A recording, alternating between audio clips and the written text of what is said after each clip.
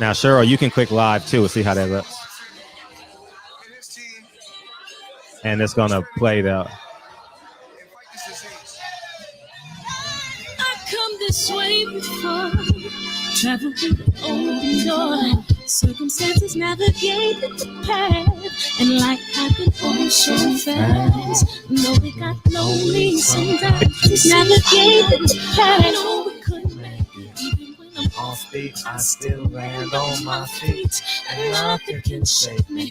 Cause I know life took a hold of me. I never. This is where I am destined to be. I'm not ready to give up. No. I believe in the miracle of life. Life's a play for no rehearsal. Learn quickly, they'll come for your blow. Games we play can't take it personal, cause the devil is a lie. I'm telling you the truth, hey. It's all in what you do, hey. Some things you gotta do, hey. We gonna start a little sooner, man. Barbershop conversation. Rob, we gonna get you at the light play with no rehearsal. You want that, Rob? Oh, my boy Rob is in the building, so he want to hear his favorite part. All right, we go there. Is this? Yes. We got you, Rob. I know you've been waiting all day to hear your favorite part. Get up. Oh, now it's the moment of truth. No backing down.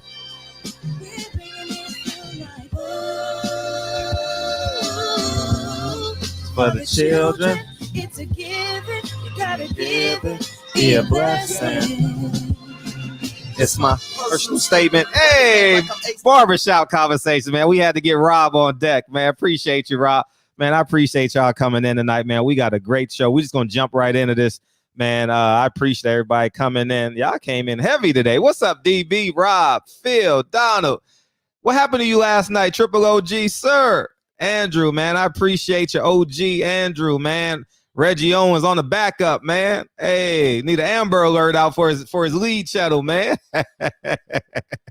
What up, man? I appreciate everybody coming to Centos Boxing, man. Y'all know it's Black and Blue Wednesday, man. You know, we can't move without the Sarge, man. The Sarge in charge, man. Welcome to the show. How you doing, Sergeant Dorsey? How you doing tonight? Doing good.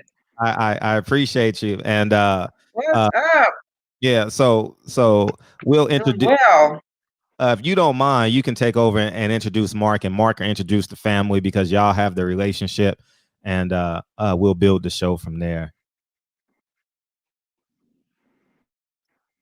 All you, Cheryl. Okay, so there's a bit of a delay, just so you know, and okay. I am hearing everything twice.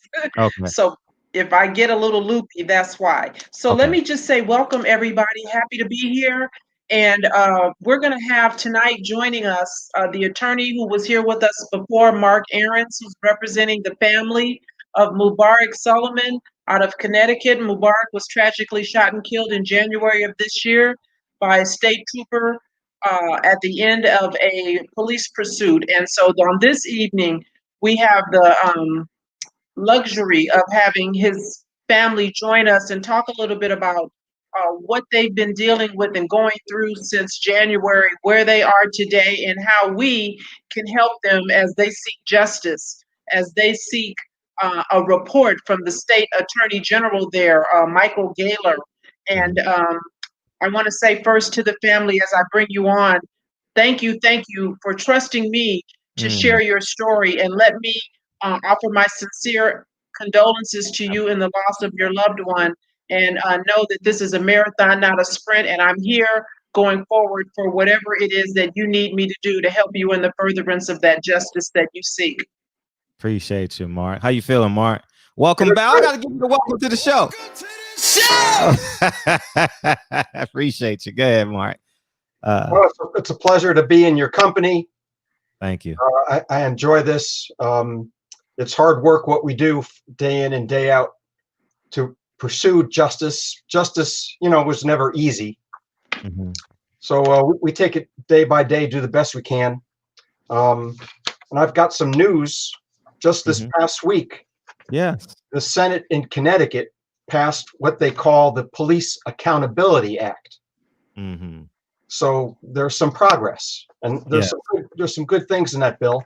And just today, the governor announced that he's planning on signing it. Beautiful. That's a beautiful thing. We can talk more in depth about that. You want to introduce the family and who we have Sure. with us? Okay. Sure. I'm not sure exactly which family members. Oh, there they are.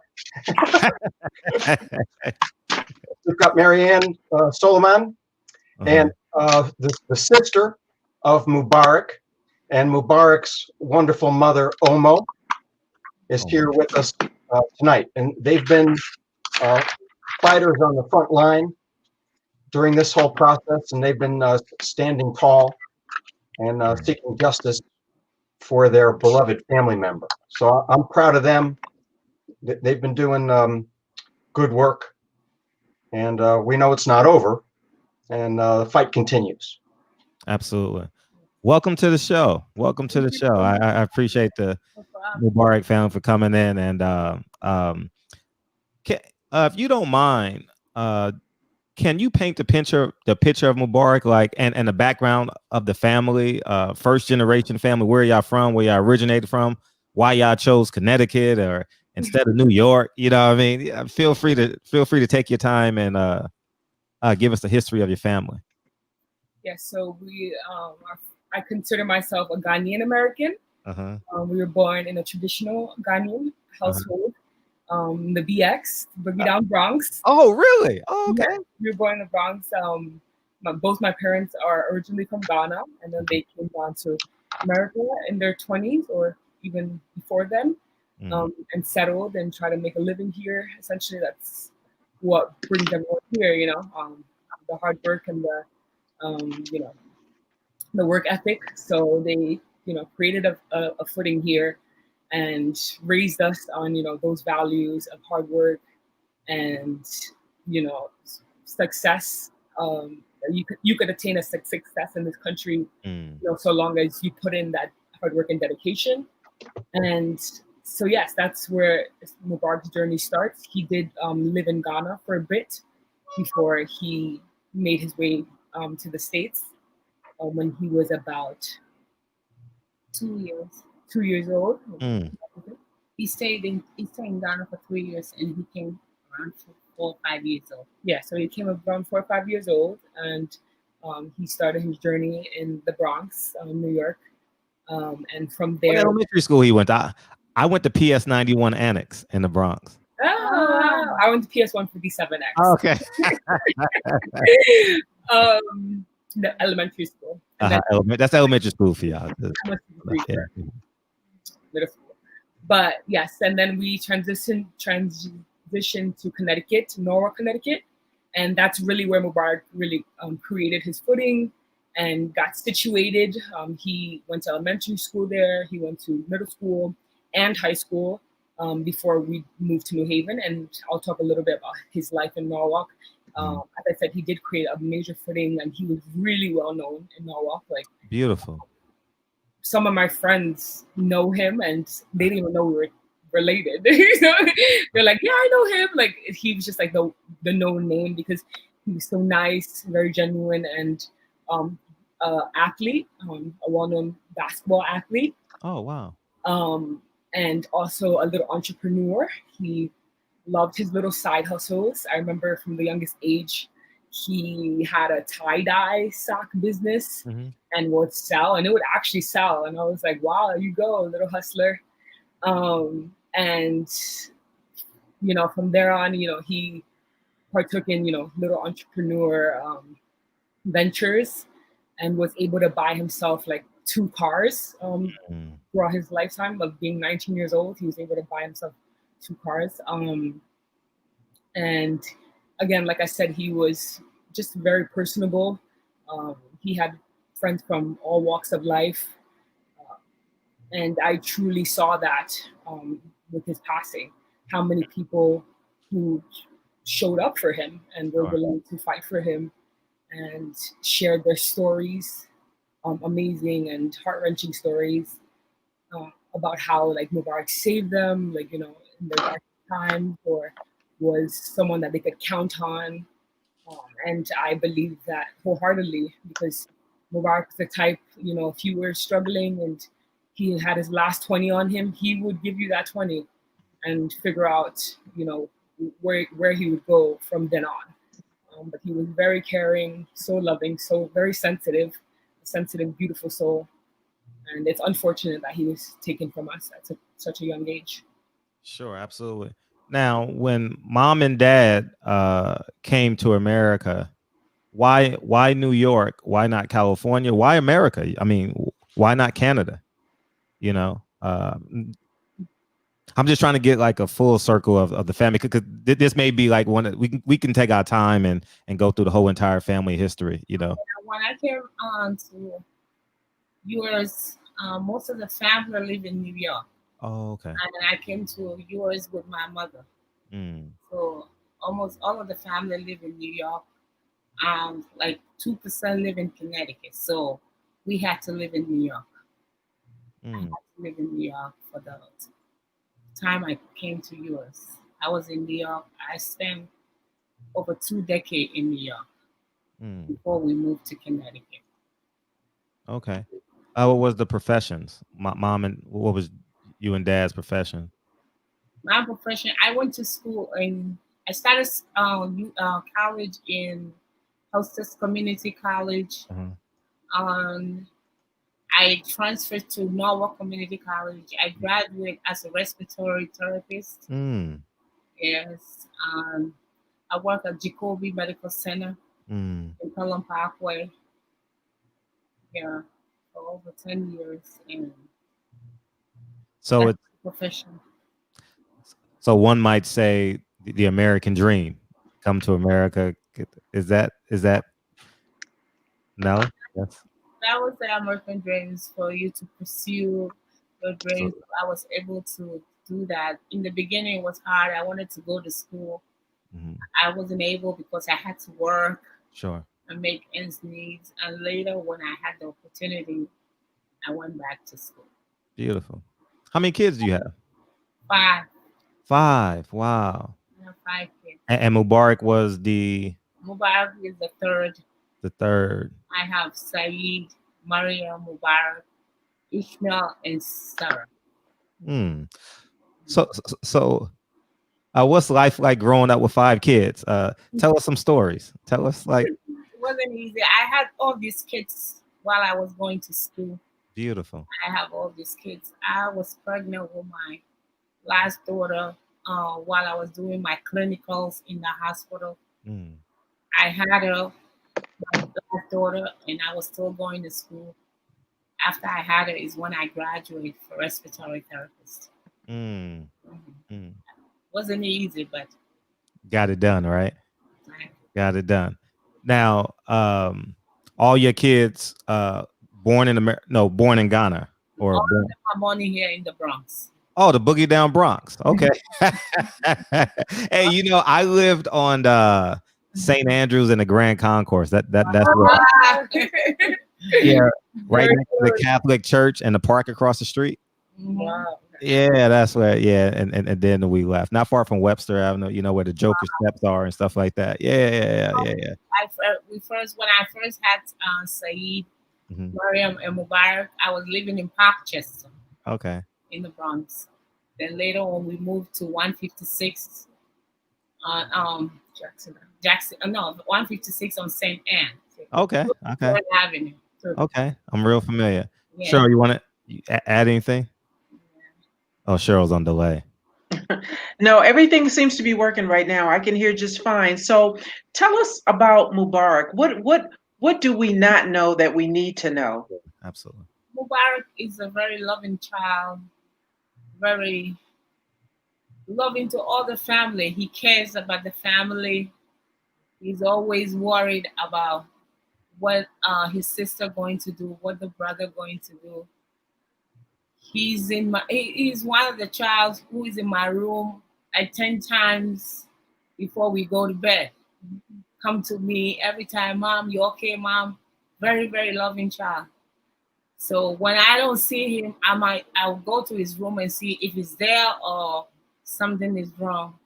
But apparently, when Mubarak was 14 years old, that's when this illness started. He went to school and he called me at school and said, "Mommy, I'm afraid. I'm afraid. There are people here coming to get me." I said, "Who are these people?" He said, "I'm the only one who can see them here, but nobody else is seeing them. I'm telling the teachers they're not seeing them." And I said, "Okay, I'm not home. I went to New York." So at that time, my brother came to visit. So I asked my brother to go and get him. So my brother went and got him, and he told my brother he's not going to stay home. He wants to see me. So they have to come to New York with me. When I saw him, I said, "Mubarak, what's going on?" He said, "Mommy, I'm afraid. You have to be with me. I'm afraid. I'm afraid." So when that happened, we came home together that day, and he couldn't go to sleep. He wanted to sleep in my room. I said, "Mubarak, we have to go to the hospital." He said, "No, I don't want to go." But unfortunately, the next morning, it got worse. So he got very agitated. So I had to call the ambulance to come. So we went to the hospital. That's when it started. That's when the illness started. He wasn't himself anymore. He cannot be himself without medication from that day. What was he diagnosed with? Was diagnosed with schizophrenia. Schizophrenia. And moving forward from 14, how was the interactions? How was family time with Mubarak and the brothers and sisters and mom and dad? Vacation together, but every time we go to vacation, we make sure he has medication. But the only thing is, when the episode starts, it's a different person. We always go to vacation together. We go to Ghana together. Whenever we go in anywhere, we together. But when that illness start, we have to we are able to tell the differences because we know how Mubaraks behave. So if the illness start, we know that this is not Mubarak. So we were able to take him back and forth, in and out to the hospital. With all this struggling, he was able to graduate high school because every time the illness starts, his problem is, he's worried is, "Mommy, how can I go to school? How can I go to school?" The teachers, the principal, everybody try to work with me. They work with him. They help us very good. He was able to graduate. He was able to finish his high school. Now, you mentioned you would go in and out of the hospitals, correct? Yes.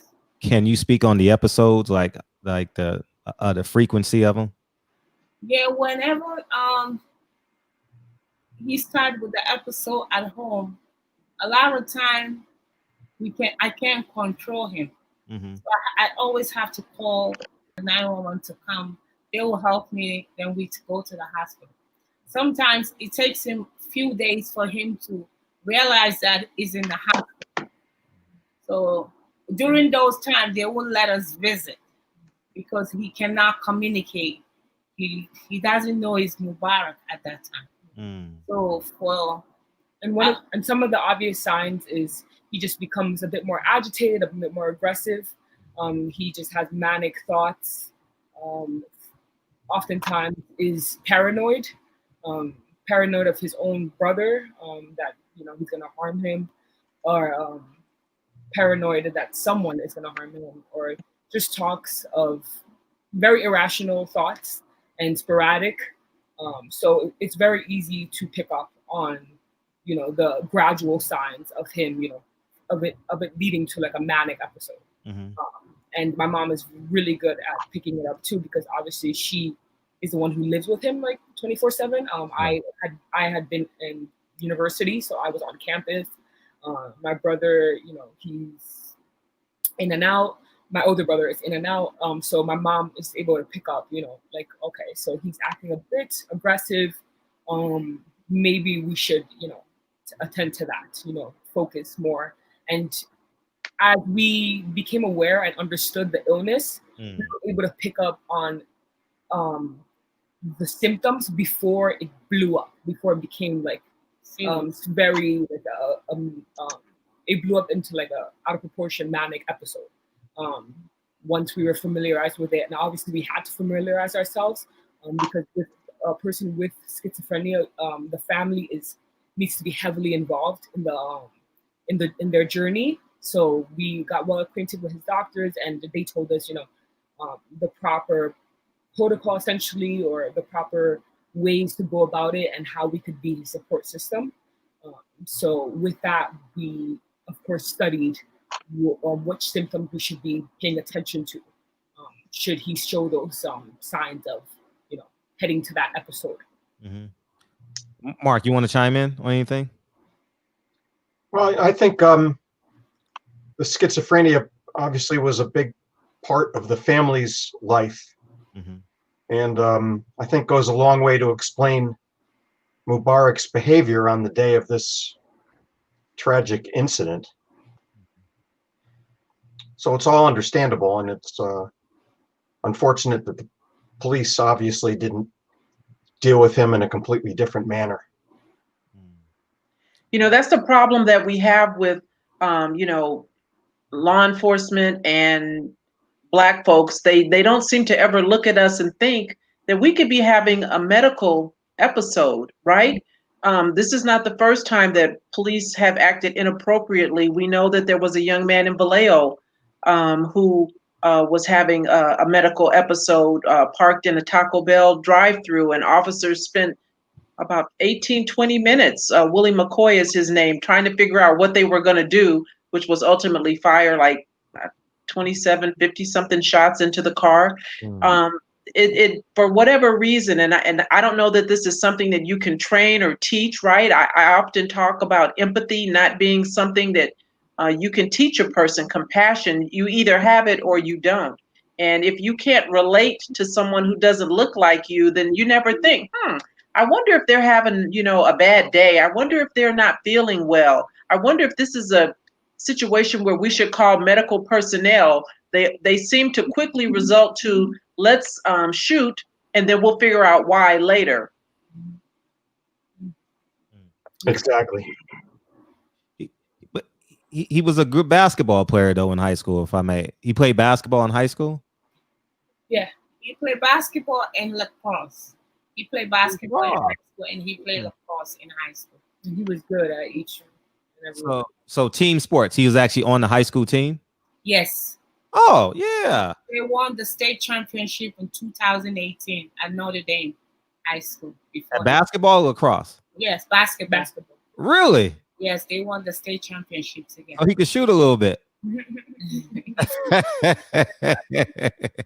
He has some hoops. Oh, yeah. So, okay. No, the reason why I asked because, because that details that he was able to live with what he had, you understand, and interact and be a quote unquote civilian here in America. You understand what I'm saying? Yeah. And so after high school, he went on and he went to college or a trade school or after high school. The sickness got to him very hard.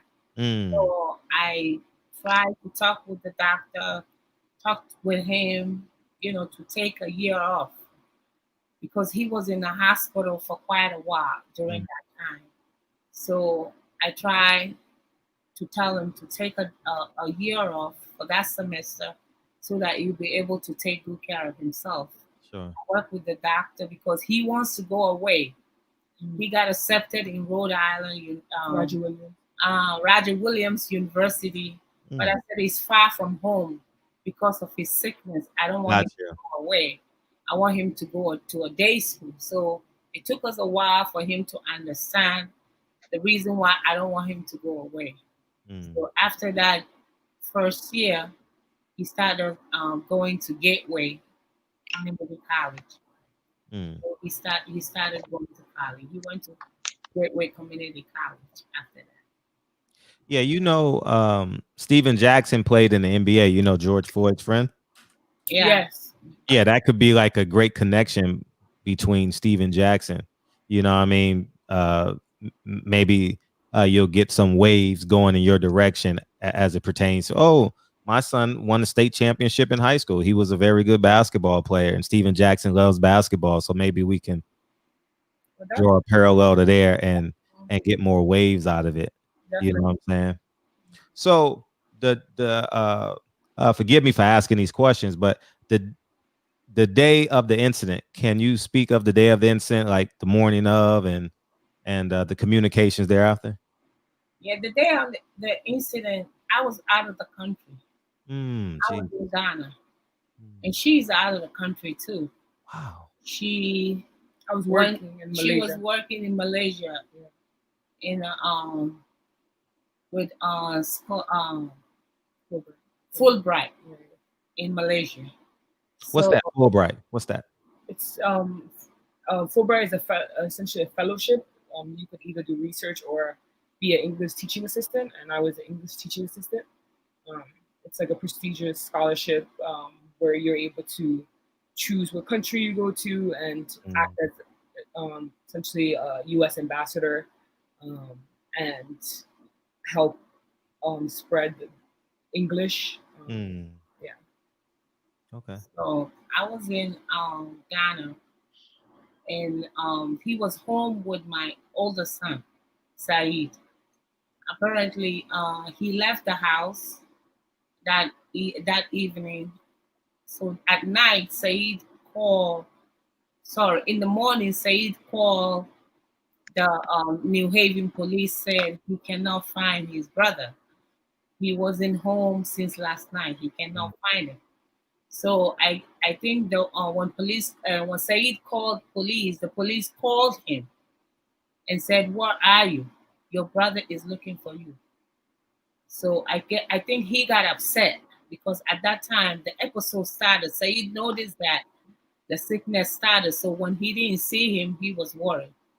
So when the police called him, he was very upset with his brother that why did he let the police call him?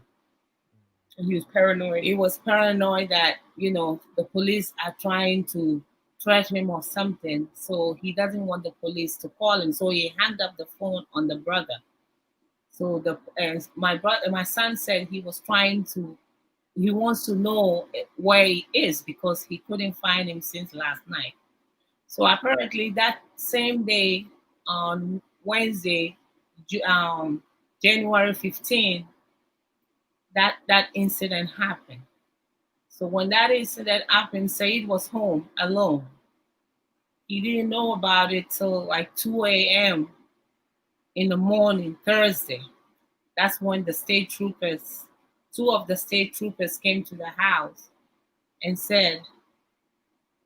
knocked the door. So Saeed went down and they showed Mubarak's picture to him that, "Do you know this person?" He said, "Yes, that's my brother."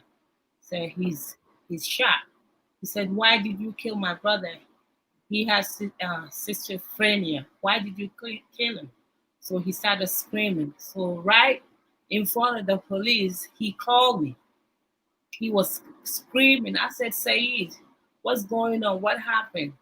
He said, "The police shot Mubarak." I said, "Why? Why? What happened?" Because that Tuesday, Saeed called me and told me about Mubarak's health, and Mubarak himself called me, and I told him, "Mubarak, you have to take yourself to the hospital." I texted him. So he said, "No, mommy, I'm okay. I'm okay. I'm okay." So Saeed was crying. Apparently, I was lucky. I was with family at the house when this news came up. So everybody, that was around 7 o'clock in the morning in Africa. So everybody in the house heard me screaming. They said, "What happened?" And I said, "This is what happened." So the next day was a Thursday. I couldn't get a flight. I have to wait to get a flight. I had a flight on Friday, and I was here Saturday morning. Mark, you want to add to that the logistics as to what happened? Maybe some details are missed or from a legal Sure. standpoint. The night before, actually, Mubarak was with his then girlfriend. We know that now. And the morning of, he took a train to go to Norwalk, I think, to get his hair cut and to see some friends. And then there was this episode that morning with the police calling because the brother didn't know where he was. And after that, there was, I think, the end of communication. And something along the way happened with Mubarak's phone. Either he lost it or his phone died. And maybe he was having, an episode. And that caused him to go into the AT&T store in Norwalk. The family was living in New Haven. Lives in New Haven at the time. Mhm. Well, What's the Mubarak distance between New Haven and Norwalk? I'm sorry? What's the distance between Oh. New Haven? It's about half an hour, Okay, 40 gotcha. minutes. Okay. Yeah, so it's not all that far. Mhm. But something happened with Mubarak's phone that caused him to want to get a phone from the AT&T store there, which started this. So he tried to steal a phone. They wouldn't give him one. They asked him for ID. He didn't have any ID. And he had, that essentially a steak knife with him that he didn't threaten anyone, but he showed it to the manager, I guess. And then they talked to him. He didn't have any ID, so he left the store and jumped into a Lyft vehicle. And that's how it started. And then he ended up taking the Lyft vehicle. And that police pursuit followed that episode from Norwalk up to West Haven. West Haven is just on the outskirts of New Haven, just the next town over. So they were on this police chase for about half an hour. Half an hour. From Norwalk to West Haven. And police chase ended in West Haven. Mubarak got off the highway, rear-ended another vehicle. The police were right behind him at that point, so they surrounded him. That's when the melee started. Has the police reached out to the family at all since this incident? No. I think to they apologize, to make sure you guys are good? I think early on, someone had met with the police chief of West Haven, right? And the mayor, maybe even briefly. No, we had to go there. We went Right. there. We went to West Haven to meet the mayor. The first time we went, she said she's in the meeting. She cannot meet with us. So we intend to see her. So she had to make an appointment after like 2 weeks before. We followed them to the office. They didn't call us. Nobody called us. Not the chief, not the mayor, nobody. We went there.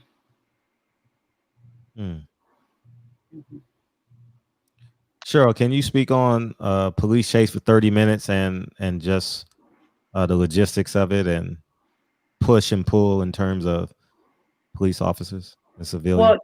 Well, a lot of times what I see and what I'm most critical of is the lack of urgency, right? What is it about this incident that requires an officer to act right away? And I said before when we were talking, when someone doesn't get out of a vehicle, it becomes a barricaded suspect situation, almost as if someone were in a residence and they don't come out. And we've seen time and time again, you guys know, when SWAT comes out, I mean, they take forever. They establish a phone line, they get schematic for the residents, they want to know the floor plan, the layout, and they really are in no hurry. There's no exigent circumstance to act right now. And so when I look at this case, I see a barricaded suspect, someone who's in a car, who's not responsive, not compliant, inherent to what we see as police officers. Windows are up. What's the hurry? What's the urgency? Why do we have to act right now? Why can't we take our time and communicate and dialogue? It doesn't happen when someone looks like me and Mubarak. Officers tend to act first and then figure out why they acted later. And that's a whole nother conversation, because I'm always asking about accountability, right? If officers knew, if they thought for a moment that they would actually be held to answer, that they would have to explain, why would you shoot through a car window when it's rolled up? Because the person won't get out. The car is surrounded. They can't leave. The pursuit is over. What is the urgency? There was none.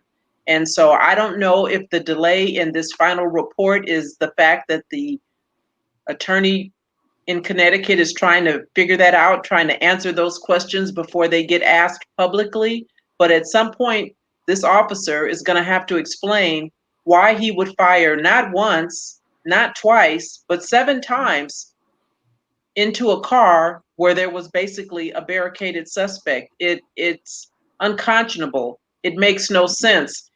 And it was unnecessary. I don't imagine that their policy would allow for that, but right now I believe they're crafting a story. They will put that forth and then they will stick to it. They never ever come back and say, oh, you know what, we got that wrong, my bad, because they understand that a civil suit is eventually going to come. And unfortunately, there's many times when they won't admit guilt, and the attorney can speak to this. They won't admit guilt. They won't admit wrongdoing, but they will get that taxpayer money and they will throw buckets of money at the family when that's not what the families want. Certainly, they should be compensated for the loss of a loved one. But what I believe this family wants, like most others, is the officers to be held accountable. And more importantly, for some policy change to make sure that this doesn't happen again. There's a lot being talked about right now about police reform and, defunding police and reallocating money. And while all of that may be great and good and it feels good, how is moving money from one pile to another going to deter a Brian North from shooting into a car with a black man 7 times? It's problematic for me.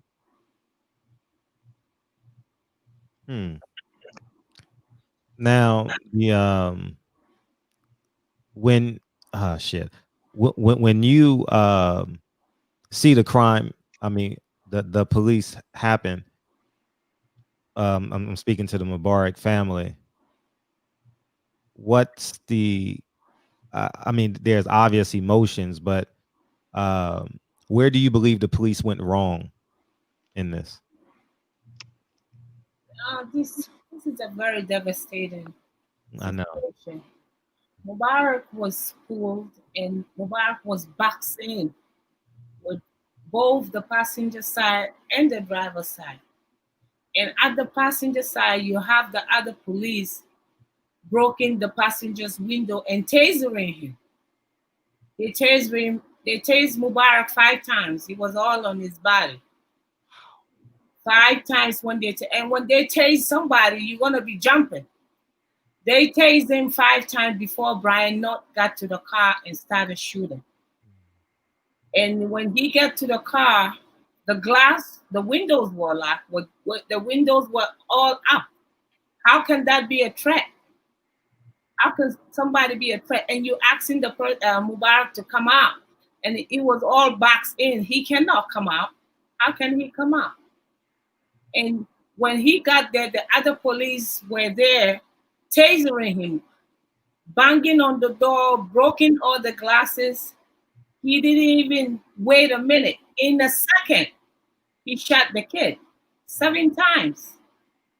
And after he shot the kids, now he's saying, I got it. I got the knife. You already killed the kid. He's dead. What are you going to do with the knife? He wasn't a threat with a gun, or he wasn't a threat with the knife. How can he even use the knife? He's all boxed in the car. Windows up. How can he be a threat to you, Brian North? He cannot be a threat to you because there are other cops there before you got You started shooting. So this is a very devastating situation and emotional. It's very painful. Very, very painful. I'm just hoping and praying that he'll be held accountable for killing my son. What's justice to you? Justice to me is for him to be held accountable for killing Mubarak. That's justice to me. Death penalty, life in prison. Whatever it is, he has to be criminally charged. That's what I want. Mark, when you see this case, what charges do you believe that the officer should be charged with? In terms of realistically getting, because I hear stories in past cases where if it's first degree murder, you have to show malice and forethought. You know, like you have to have. And so, in your greatest guesstimation, based off of your prior experiences, what charges do you think that the officers should be brought up on that can realistically, be convicted on? Well, considering that in Connecticut, in the past 20 years, I think only one law enforcement officer has been charged with anything, and that was like assault and battery. So it wasn't even that significant. It's obviously an uphill battle, but probably second or third degree murder or negligent homicide. I understand the state's attorney's office, they have a little different issue to deal with in terms of what they think they can prove with a jury. And in a criminal case, it's beyond a reasonable doubt. So it's a pretty high standard of proof that they have to overcome. So that becomes a hurdle. To charge them with premeditated murder becomes a difficult thing. So I wouldn't anticipate that. I'd be surprised. It wouldn't surprise me if it's some kind of a compromise. If this cop gets charged at all, wouldn't surprise me if it's some form of compromise, like second or third degree or negligent homicide. But that's likely the way it will go. Cheryl? Terrence, I'm going to answer your question in just a minute about whether or not someone with a mental health disorder can be engaged with force, because the argument would be, how did that officer know that he was diagnosed as schizophrenic? You wouldn't, necessarily know that. But the problem with, charging is that district attorneys want to win, right? And it doesn't matter what type of case it is. That's why you see a lot of times when someone is arrested and they particularly know that it's a BS case, it'll be a DA reject, right? Because they say, well, there's insufficient evidence to, proceed. Really what they're saying is, we don't think we can convince 12 people. And so because they want to win, they only take those cases to court, to trial, that they feel like they have a likelihood of convincing 12 people. I mean, our judicial system is what it is. It's, it's not like everybody doesn't know going in whether or not this thing occurred, right? Who goes to court and pleads guilty? Not many. Most people plead not guilty, and then you play the game. We have 12 people. The prosecution is going to have a story. The defense is going to have a story. The judge acts as the referee and says, I'll allow this to be said and shown, or I won't. And then let's see who can convince 12 people of your version. And so if one side, the prosecutor, who's the one who gets this thing going in the first place, doesn't think it's a strong enough case, doesn't think I can convince someone that there was intent. I don't think Brian North woke up that morning. I can't get in his head and say for sure, but this would be the argument, that he didn't get up that morning and decide that he was going to kill a black man.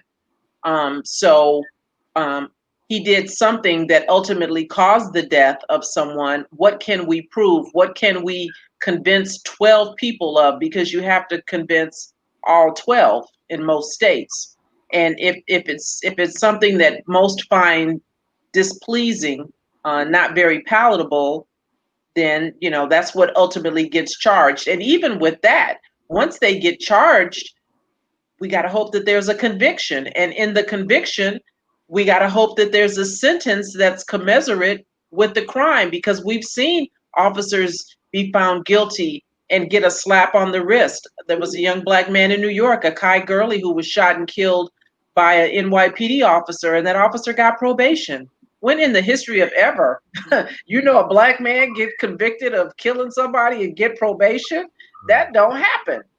And so there's so many different layers and levels and prongs, and that's why it's so important for all of us to focus, to stay engaged for this family, because they are just one person. They're a family, but they're just one person going up against a machine of bureaucracy.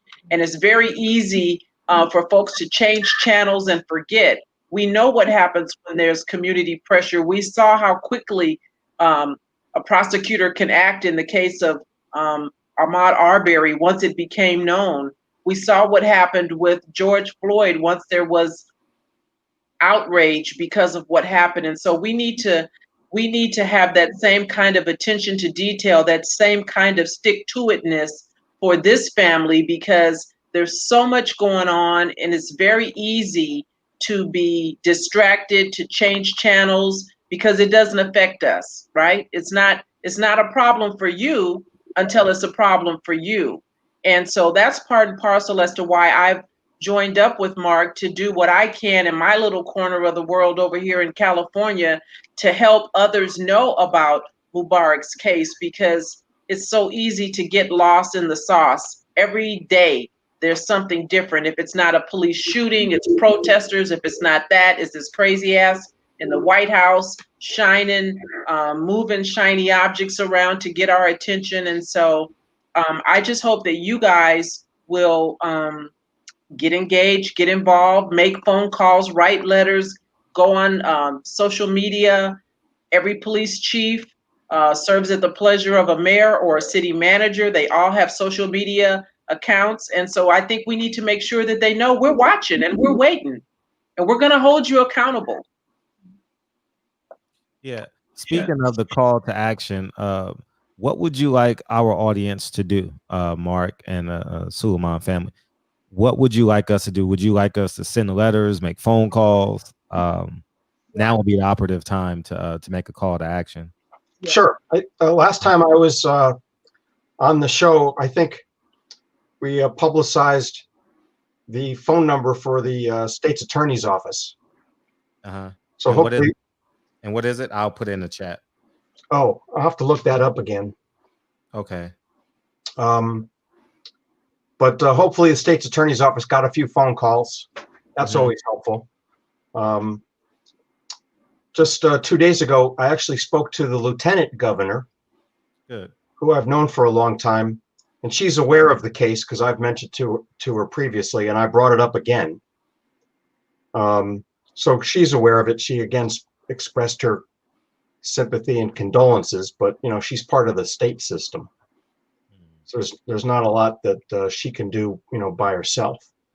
But I wanted to make sure she was aware of the name Mubarak Soulemane and what the case represents, and that there is a case in Connecticut that deserves nationwide attention.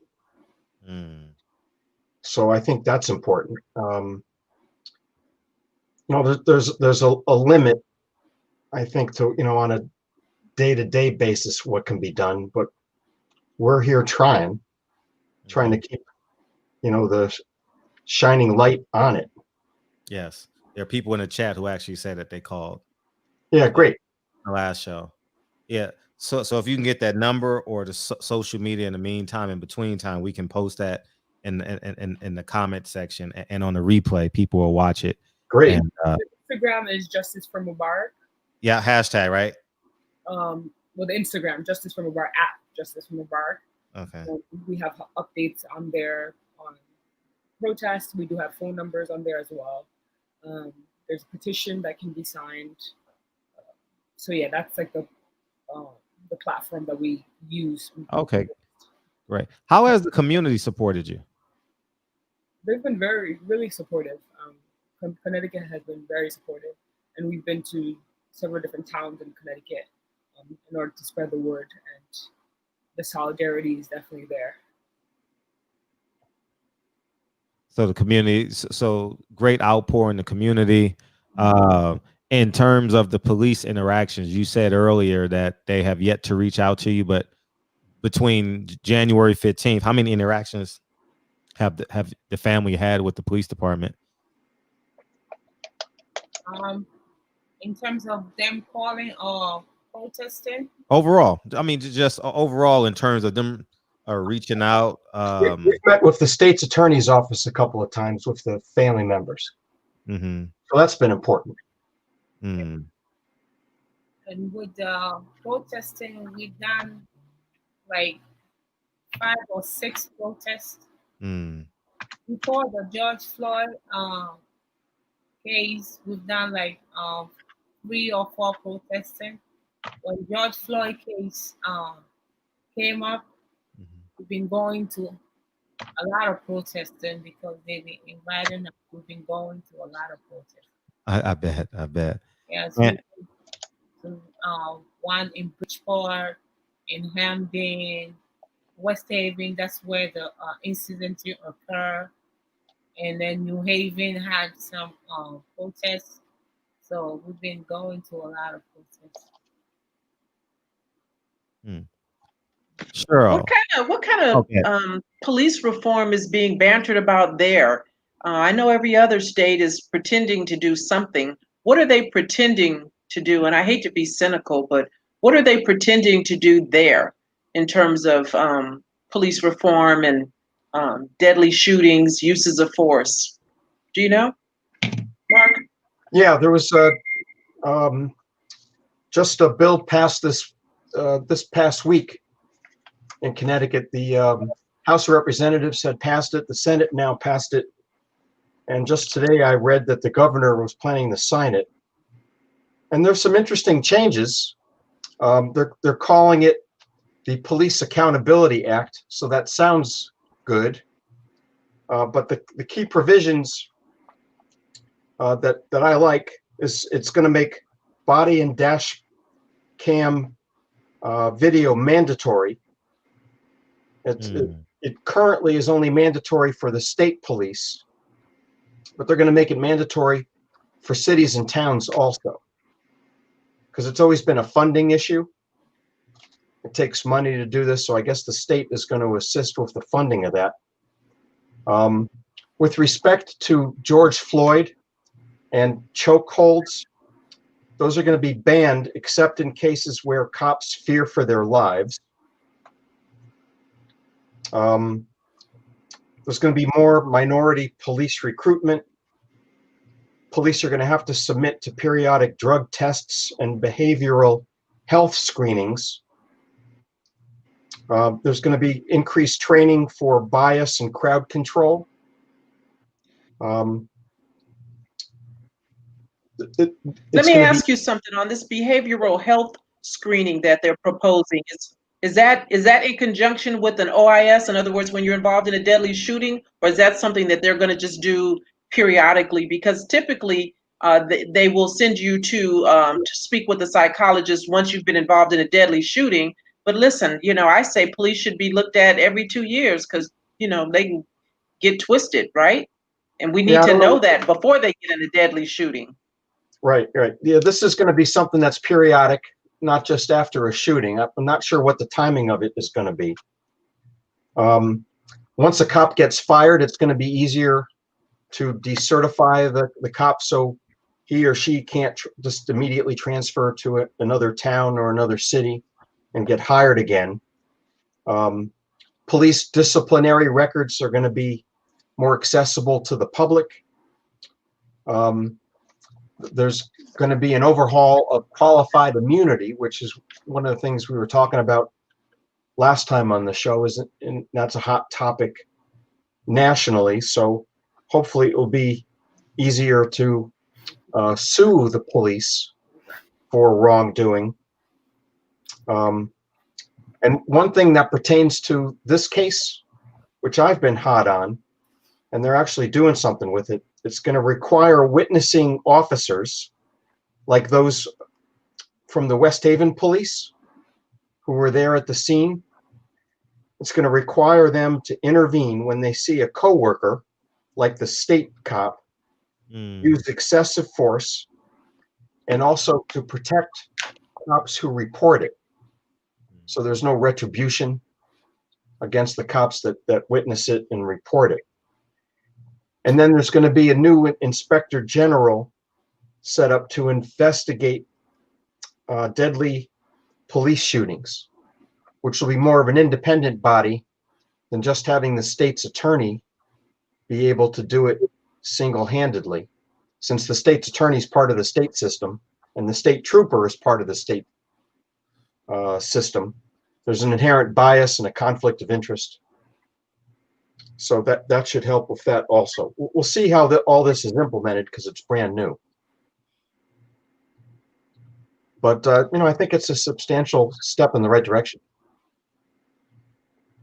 Well, I think all of these, are baby steps, and, there's not going to be one thing that's going to fix it. And I hope that everyone who's listening, as you hear the types of changes and things that they're alleging to do in Connecticut, that you ask for those same things wherever it is that you are. I know here in California, there's an effort underway to decertify police officers who engage in misconduct, anything that violates policy or could be considered serious criminal wrongdoing. Because if an officer is decertified, here in California, we are certified through POST, Peace Officer Standard and Training. And if you lose that certification, you can't be given what I call the gift of resignation and be allowed to leave LAPD and then go over to Hawthorne or Rialto or Fontana or one of the gazillion other. There's 18,000 police departments across the nation. And so we've seen officers move from one department to another, and decertifying an errant officer is something that needs to happen nationally. And so when you have an opportunity to speak on that, I hope that those of you who are listening will do that. Mark, are you the civil or criminal lawyer? Civil. Civil. How's the civil case coming?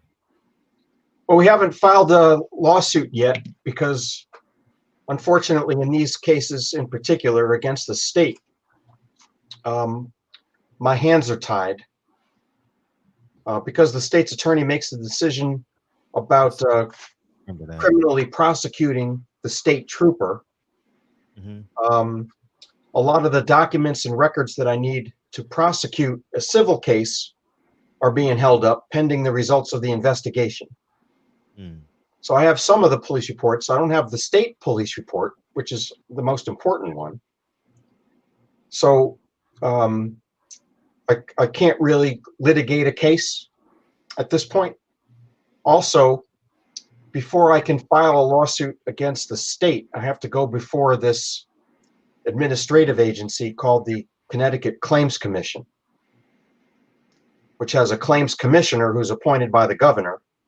And that's a state agency, so that's another conflict of interest and more bias. So I just have to wait. What you hear about cases proceeding quickly, if it's just against a city or a town, then I don't have that same constraint. I don't have to get permission from the state claims commission to sue the state. Sure. And once we do get going, then I'm going to sue the plan is to sue the city of West Haven and the city of Norwalk, as well as the state police.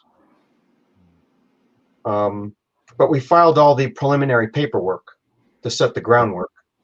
Now we're just waiting for the report to come out one way or the other. Good. The phone lines are open, guys, if you want to call in. Now let me ask you about the police officer that took the shots, or even the what's the other gun called, Sergeant Dorsey? The taser? Taser. Thank you. The taser. Did they have anything in their jackets? Any complaints? from the officer who shot, or has that information been disclosed yet? Oh, you mean disciplinary records? Yeah, yes, disciplinary records. Thank Yeah, you. no, there's nothing in this state trooper's file about the previous discipline. Mm, That much they've provided to me. mm. But I don't actually have the records from the state police about the shooting itself. That they've withheld that, which is their right to do that. Mm. And there's nothing I can do to force it. I do have police reports from Norwalk, where the incident began, and West Haven police, where it ended. So I have a lot of information. It's just not complete. Not sure. And by the way, hopefully you can see it. Yep, I'm doing it right now. I sent the phone number for the chief state's attorney and their I've been posting it. Yeah. Yeah. I've been posting. The email address. That'll make them happy. Yeah, I've been. Yeah, we got our first caller tonight. 614. Go ahead. Oh yes, man. How you doing, man? I just want to say to the Mubarak family, Assalamu alaikum. Well, okay, I'm sorry, but yeah, my granddad name used to be Mubarak, and it's really hurt my heart right now, you know. And I can already tell, like, I'm African too, you know what I mean? I'm from Eritrea. I know most of us is raised right, you know what I'm saying, family orientated, and I really, really feel sorry for you guys, you know what I mean? And that's all I just want to say. And I will, whatever it is that I can do, I'm going to try to call in. I'm going to have a lot of my family members. I'm about to let a lot of my friends know about this case. You know what I mean? Thank you very much, Fred, for doing this thing too, you know? And this really kind of hurts my heart, man. That's all I wanted to say. Thank you. Appreciate you. Yeah, no You know, problem. somebody was asking about body cams, and you know, while all that is great and good to have, and officers are supposed to turn them on, what I can tell you is that they're crafty, and we've seen instances when officers either forget to turn them on, or there's some reason that something wasn't captured in a timely fashion. And so, again, at the end of the day, for me, it all goes back to accountability. We have policy and procedures most police departments do about what you should do in a variety of instances. It's when the officers don't do that it becomes a problem. And not only do they don't do it, but there's no consequence. And so what's the point and benefit of having a policy that you have body cams in car cameras and you don't activate them? If the officer isn't dealt with appropriately when they don't do it, then they don't do it again and again. Just like uses of force. By the time we see something that makes national news, 9 times out of 10, this is not the first time that this officer has acted in a way that was inappropriate. It's just the first time that we're seeing it. And so, you know, accountability. You prohibit chokeholds, and then an officer chokes somebody and says, that wasn't a chokehold, like Daniel Pantaleo did with Eric Garner. They said that was an upper body seatbelt restraint. How do you overcome that kind of foolishness absent accountability? So they can pass and label and call whatever it is that they want. And what I'm hearing wholesale across the country is police departments willing to do everything except hold officers accountable. You would think accountability was a 4-letter word, and they just can't utter it, and they won't do it. And that's what we have to demand: consequences when officers violate that thing that already exists. You can't use deadly force as a first resort. You can only use it after you've done everything that you've been trained and taught, and none of that has worked. Then you get to use deadly force. But if you use it first and then you figure out later why you did it, there's a young man right now up in Vallejo, California, Sean Monterosa, who was shot and killed by Vallejo, and they just kill people just for drill up there. Vallejo is bananas. For any of you who don't live in Northern California, don't know how they get down up there. They shot this guy. You could hear the officer on the body cam say, what did he have? Why did we do that? Wow. So they shot and killed him first, and now they're trying to figure out why they did it. There's no consequence. Wow, the phone line's open. Hey, Cheryl, I figured it out. You got to hit play on the link outside of StreamYard, and it'll play it for your people. You haven't hit play yet. If you hit play, it'll stream the voices, and then we'll be good. Where do I find play, sir? You're talking gibberish to me right now. Play is actually on the actual YouTube link. You got to hit play, so it can play this, and then we'll be good. We got another call. Oh no. Hello, 323. Hello. Hey, turn me down in the background. Okay. Hello. I want to first say something. I think the attorney name is Mark. Yes. Mark, you say you're the civil attorney, but aren't you, isn't protocol to do the criminal case first? Can you really go civil before a criminal case? Can you proceed? I can, but there are some difficulties. If I start the civil case while the criminal case is pending, and let's say I want to call the state trooper for a deposition as part of my preparation of the case, which means I want to have him come to my office, put him under oath and ask him questions about the case.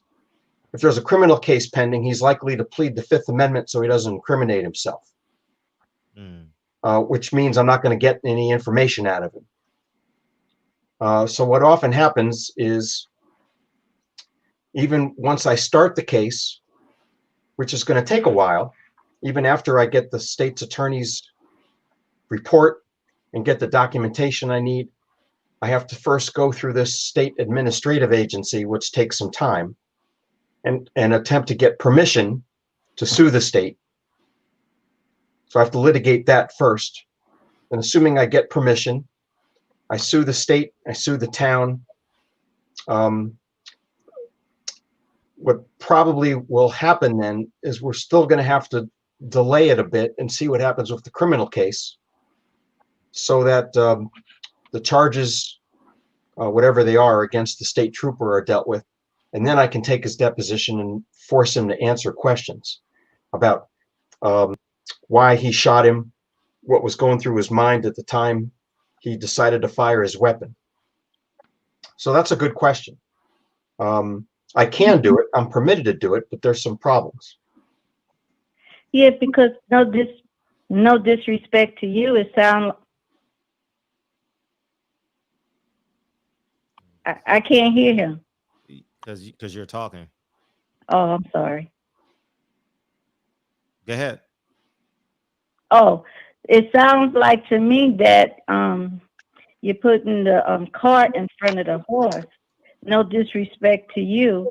And is there a criminal attorney already assigned to the case? Because if not so, we need to be calling those people as well as the people you want us to call for the civil case. Well, it's the same person. The criminal attorney is the state's attorney's office. They are the ones responsible for deciding whether to prosecute the cop. So I think that's what you mean. And ultimately, if the cop is charged with a criminal offense, then he's going to hire his own criminal defense attorney, but that's something different. At this point, the criminal attorney is the state's attorney's office. They're deciding whether or not to prosecute the cop. But isn't the mom supposed to have a Lost her. No, I'm here. Okay. The family has me. Okay, so but you say you're a civil attorney, right? So you stand in the gap for the criminal case as well. There's nothing I can do on the criminal side. That's a different part of the justice system, and there's nothing the family can do at this point except wait for the state's attorney's office. they can't hire a criminal defense They have to attorney to do anything. It just doesn't work that way. Can you explain that? Can you explain the protocol again for the people who came in late? Mark, feel free to explain it again. How you have to wait to get last time we used the word permission, right? Did we use the word permission last time? Yeah. Yeah. You go ahead. Feel free to explain that. Okay. Connecticut is kind of a weird state in terms of how these cases are dealt with because there's no grand jury in Connecticut. Mm-hmm. In a lot of states, like New York, for instance, if a cop shoots someone, the prosecutors can convene a grand jury and ask the grand jury if the cop should be indicted, if charges should be brought. And in some states, there are independent review boards that look at deadly shootings, and they make decisions and recommendations about whether cops should be prosecuted. In Connecticut, it's left to the discretion of the state's attorney's office. The state's attorney is the head prosecutor in Connecticut, prosecuting criminals. The state's attorney is appointed by the governor and is an employee of the state of Connecticut, just like the trooper is. Like that's why I've said before, there's bias and there's a conflict of interest because they all work together. They're on the same team. They're not independent. And so the only thing independent is the civil case. Correct. But it has to be. But you have to get the protocol or the paperwork from the legal side, the criminal side, correct? And then you can proceed with your case. Am I right? Is that? Yeah, a lot of the documents and the records are being held up because there's an investigation pending. Gotcha. And the reason for that is they don't want the documents and the records floating out there in the public with the media, because it could jeopardize their prosecution. So I understand that. They want to keep things kind of tight to the vest. So is there any way, if the DA, it's called the DA, right? The DA, right? Well, yes, it's the same thing. It's the state's attorney. Okay, thank you. If the state's attorney deems that there's no criminal charges, can a criminal lawyer be hired to go to the Supreme Court? No. No? No. If the state's attorney decides there will be no prosecution, then the family can ask the governor. It's not a formal process. This is just an informal thing. Can ask the governor to review it. But the chance of the governor's office overturning the decision of the state's attorney is, practically zero. But that's the only recourse. It's up to the state's attorney. So you can't bring in a DOJ. There's no way to bring in a DOJ. The Department of Justice is a separate thing, and they only would get involved if they found that there was systemic racism in the Connecticut State Troopers Department, which would justify the federal government getting involved, or that this particular trooper was involved in a hate crime, that it was racially motivated. Otherwise, the Department of Justice isn't going to get involved either. Similar in St. Louis, right? Correct. Yeah, same idea. Go ahead, Cheryl. You was biting at the bit. And that's why it's so important. Yeah, that's why it's so important whenever you have a situation that you report it. Gotcha. That you report it so that you start to create a paper trail. You start to show a pattern of practice. Because, like I said, when it makes national news, this is not the first time. It's the first time we heard about it. And so anytime you have a grievance with a police officer, you should always create a paper trail, report it so that there's a record of it. Because absent that, then that department or that state attorney could say, there's no pattern, there's no record of wrongdoing. You can't prove that this thing is something that is reoccurring. Gotcha. And the other thing, we all have a part to play. And then the other part of it that you had asked me about is getting permission, Mm-hmm. which is also a strange concept. But there's this administrative agency in Connecticut called the State Claims Commission. In order to sue the state, and the state troopers are part of the state, they're employees of the state, I have to prosecute a case, a civil case, before that claims commission and ask for their permission to sue the state. And if I get permission, then I can file the lawsuit. If I don't get permission, then I can appeal to the state legislature. But guess who they work for? Exactly. They work for the state too. So, Last comment, question, caller. What do you have? Yeah. Mama Mubarak and Sister Mubarak. I just want to say, when you hear what the discussion is to move forward for your victory, in your heart of hearts, how do you feel? Because I'm crushed. We are crushed as well. We just have to keep pushing, keep moving forward and spreading Mubarak's name. But sometimes the fight could be very, frustrating, and you don't feel like you're getting anywhere. So yes, there is a lot of feeling crushed, but we just have to back up, brush ourselves off, and keep pushing and fighting and making sure Mubarak's story is heard, and that accountability will be taken, and that justice will be served. Thank you. Thank you.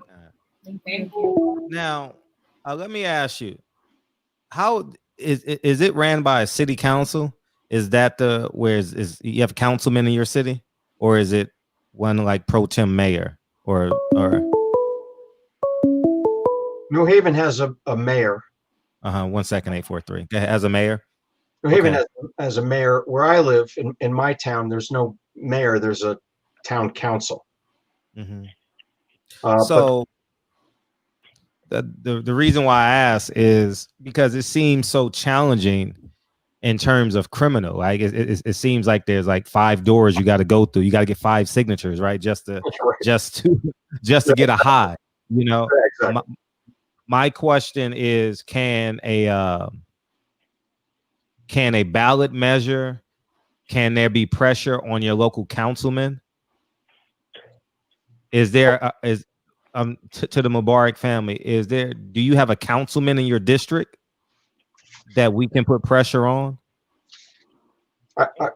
I think the best pressure is going to be either to the state's attorney's office and to the governor's office in this case.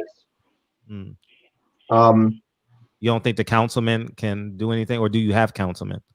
We have councilmen in my town. There are councilmen in New Haven too. If the family knows a council person, that would be someone worthwhile to reach out to. Yeah, because. But this is the reason why this isn't a city of New Haven issue; it's a state issue. Absolutely. No, the reason why I ask is because their re-election could be coming up.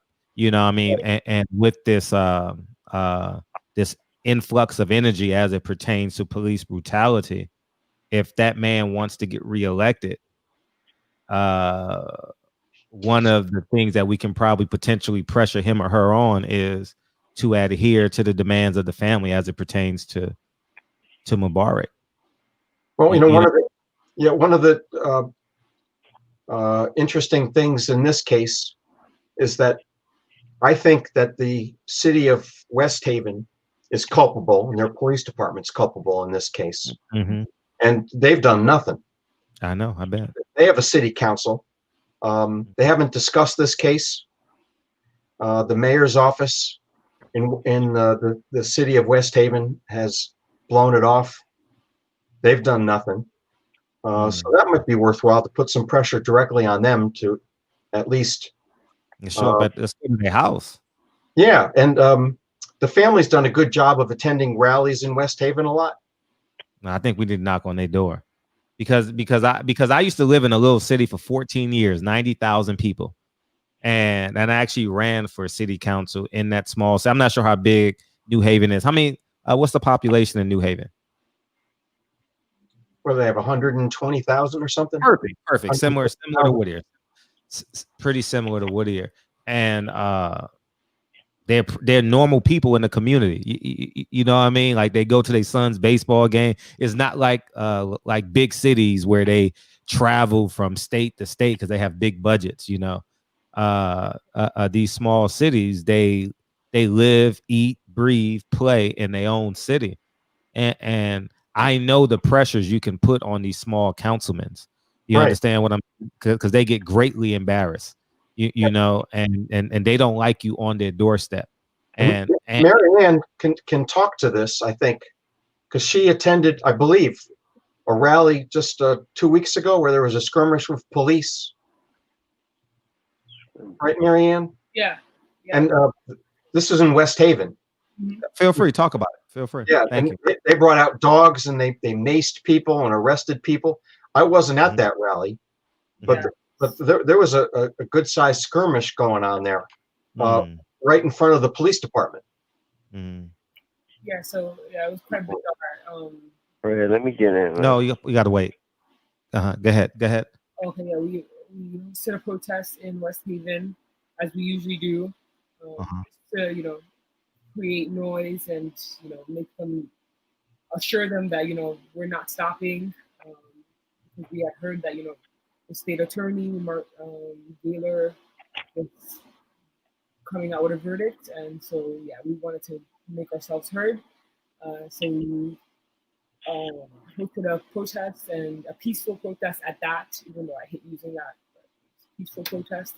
Gotcha. And we marched to the West Haven department, police department. And as we were marching back to the park, there was a driver who just started speeding through our crowd, and she almost hit like a couple of our protesters, and of course we were rightfully angry about that. So some of our protesters actually pushed her down, and were able to corner her into the gas station, and that's kind of where everything just blew up. The police came onto the scene, and they had been assisting us at first, but the police officer who saw everything that went down actually lied for her and said that we were the one who provoked her.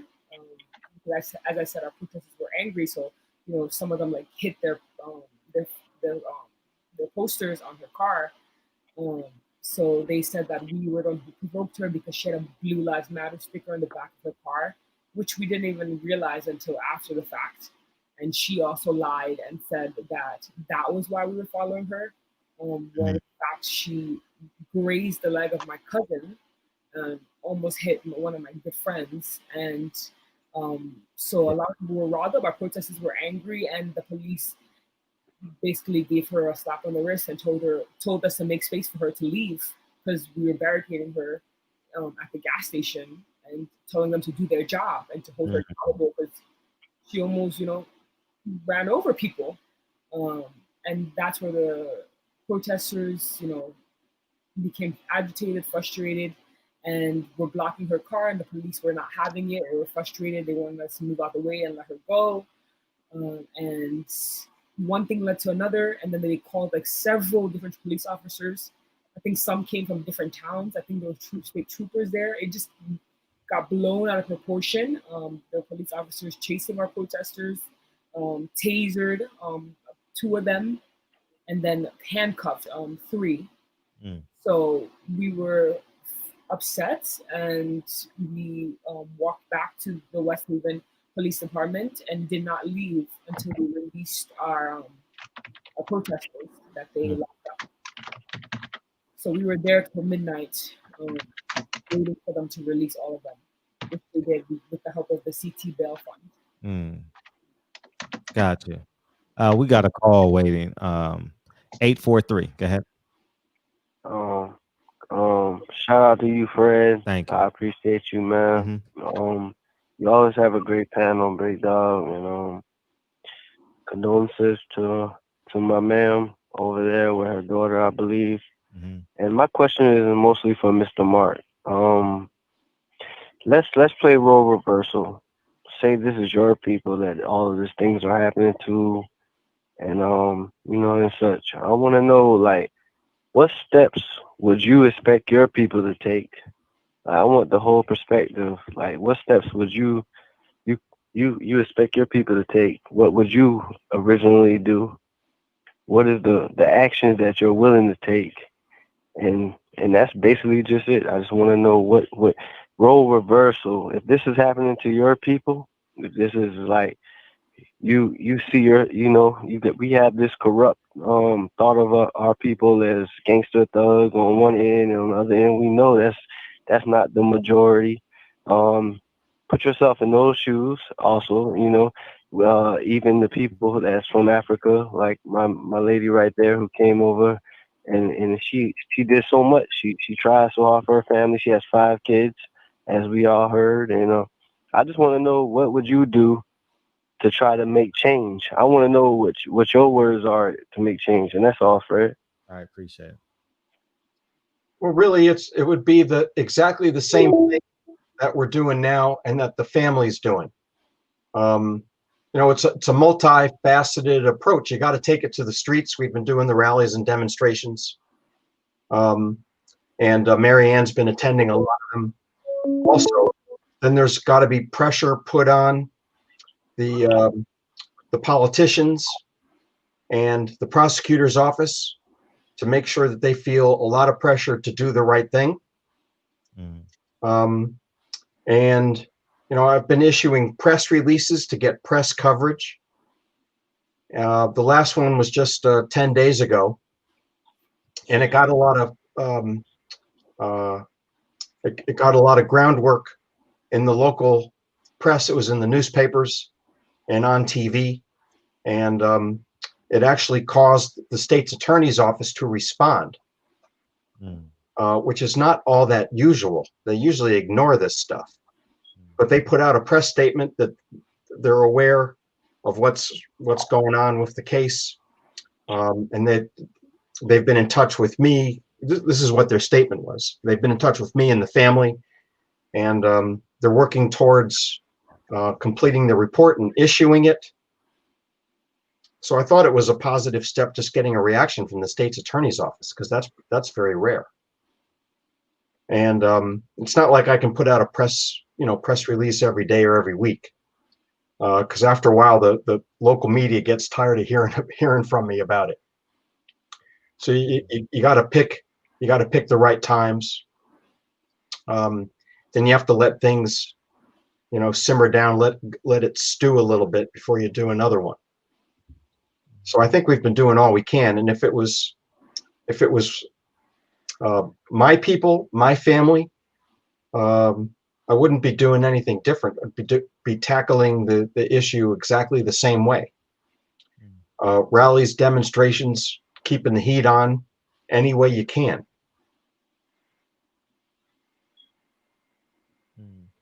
Let me say something about, the roadblocks and the obstacles that get put in your way, because if you've never sued a bureaucracy, you have no idea how difficult it is, how long suffering you will be. And part of it is just to wear you down. I personally have sued LAPD. And after I worked for LAPD, I worked for the LA Unified School District, where I am right now in the midst of a lawsuit that I filed back in 2016. This is 2020, and my case keeps getting continued now because of COVID. It's been continued 3 times, and it's very frustrating, and on purpose, because they want you to get tired. And so if you've never gone through it, you have no idea how difficult and how long lasting it can be. And that's why I say it's a marathon, and you have to pace yourself, and you have to know that it's not going to resolve itself quickly. You have to be determined to stick with it through whatever it is that they throw your way, and understand that a lot of times I think these organizations are hoping that if you are paying money to an attorney, that you will run out of money, because these organizations, you know, they got long money and they can drag things out in court. And so all of this is designed to wear you down, to be quite honest, I think. And so know that going in, know that for this family. And that's why I encourage everyone who's listening to, you know, stay the course with them. We can change channels. They don't get to do that. They live with this. They deal with this every day. And it's fine. It's not a sprint. Absolutely. Before I get to the caller, and that's why the onus is on us. You see the links that I'm putting in. The first thing I'm doing in the morning, all right, is gonna go through all these Instagrams. You guys should be following Justice for Mubarak anyway, right? We're gonna make all these phone calls. We're gonna take 10 minutes tomorrow morning, send out these emails, okay? Make these phone calls, and what should we be saying when we make these phone calls? That we need justice for Mubarak Soulemane. Mm-hmm. That the state trooper, in this case, needs to be held criminally accountable for murdering Mubarak. It's that simple. It's what the family has been saying. Justice for Mubarak. That's it in a nutshell. But you know what, let me just say this, because I think it needs to be a little bit more than just justice, right? Because what does that mean? Really, what we need is that state attorney to come on with this report, right? We need that report to determine whether or not charges are going to be filed against the officer, because charges are filed against the officer and he ultimately goes to a criminal trial. It will certainly make things much better on the civil side for you, Mark. But what we need first is we need that state attorney to complete his report and let the family know whether or not this officer is going to be held accountable, if there's a consequence for him taking their loved one's life, right? So I think if we don't ask for that, then they will pretend that they don't know what we're asking for when we just say generically justice. Criminal charges, a report that will lead to criminal charges is what we want. That's right. Here's the Instagram that we should be following. Feel free to go to the Instagram. We got 305. Go ahead. Too blessed to be stressed and highly favored. To the Soulemane family, I just want to let you know that I love you, praying for you, and I'm praying that God keep your mind, and time heals all wounds.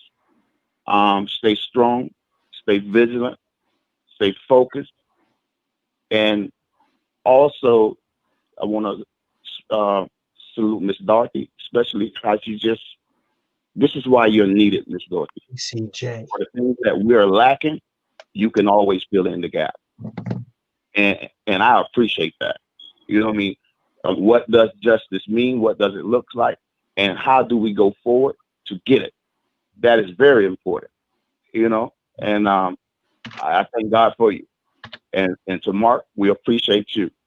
And I want to go through a few things so that the audience is astute and understand how the system works and what it takes to get to where we're trying to go. Now, the family are victims. They're not defendants, family. So they don't need a criminal lawyer in their defense, right? So the state attorney has to do its job.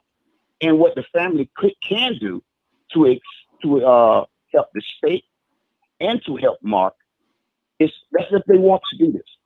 They can also hire a private detective to do some legwork and help come up with additional information that if Mark too stressed out and his firm is too don't have the necessary resources to take care of, I'm very sure he has an investigator, right, Mark? Yeah, we have an investigator who's been doing the legwork. Right, and if the family wants, they can hire other additional attorney. And to the family, I want to ask you a question: do you have a GoFundMe to help you out? Yes, we do. Great. That's what we Great. need. Great. That's all needed. And I just want to explain something about the state attorney. And I had a situation with my wife dealing with the U.S. attorney. And this is when Obama came, when he got rid of the I'm getting brain freeze with the over sentencing in those federal cases. The discretion went on the prosecutor, meaning that whatever the prosecutor said that she wanted, the judge could not rebuttal her. He had to go along with the U.S. attorney. But Obama came and pushed back on that and put it, I forgot the exact terminology, so forgive me here for that. But when Trump came in, he overturned that. Now it goes back into the hands of the U.S. attorney.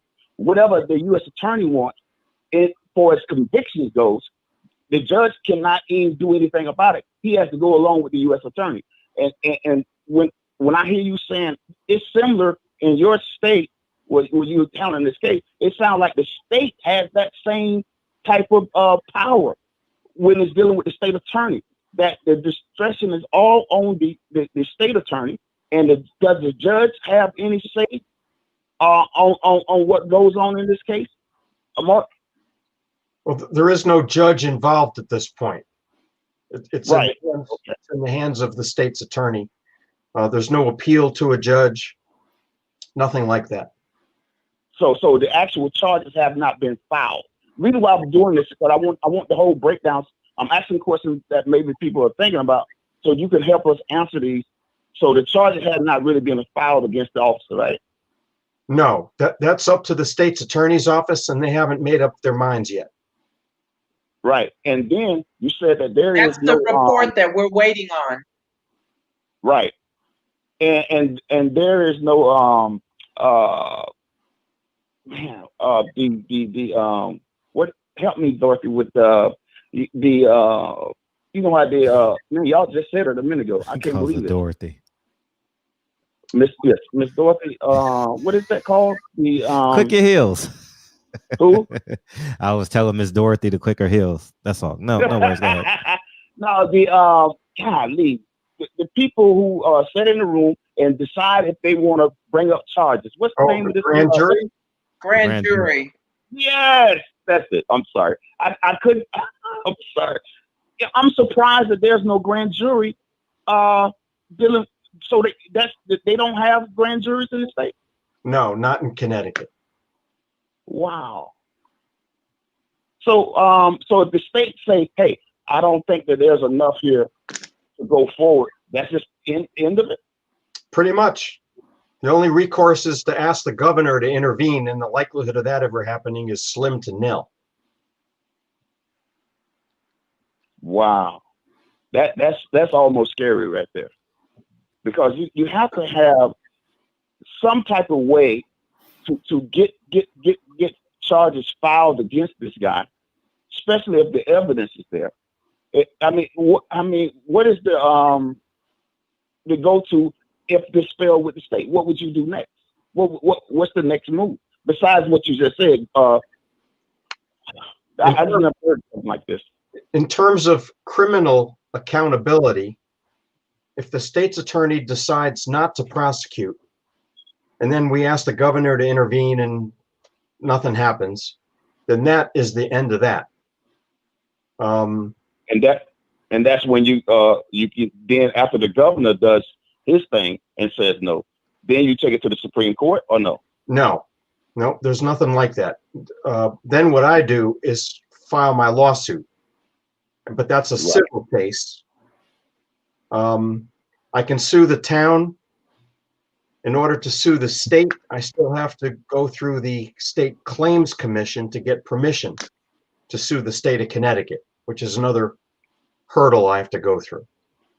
But if the state's attorney's office decides not to prosecute, then I can try to file a civil lawsuit. But that's the only recourse. Right, and the civil suit will be for them being at fault for the death. Correct. That's right. It would be for violation of Mubarak's civil rights, denial of due process, illegal and unlawful shooting of Mubarak. Got it. But you know, all this stuff just takes a long time. As the sergeant had stated before, there are just a lot of hurdles put up in front of us. Appreciate you, 305. Yes, sir. Yes, sir. Hey, I'm praying for the family, and thank you for taking my call. All the time. All the time. You know what I was thinking? Have you guys heard of the NFAC? The Mubarak family, Soulemane family. Have you heard of the NFAC? No, you haven't heard of them? Google them and see if you can reach out to them. And two, I know I hear the tone in your voice. Y'all come in peace. Man, we got to knock on Brian's door. I mean, you can't go on his property, but we got to, wherever he lives, we got to have 30 to 50 to 70 people in front of his house. And then the next Saturday, we go to the councilman's house. Yeah, Brian. Yeah. I mean, like seriously, because it's too. I'm looking at this from like a the only way, and here's the most beautiful thing about this, in my humble opinion, the only way this happens is if you take this case on contingency. That's the only way they can get any sort of justice in this case. That's what I'm doing. And I remember you spoke of that earlier, because there's no way I personally can't afford $100,000 just to go through the first door. You understand what I'm saying? The amount of paperwork and bureaucracy that y'all have to go through makes me to believe that this is not the United States of America.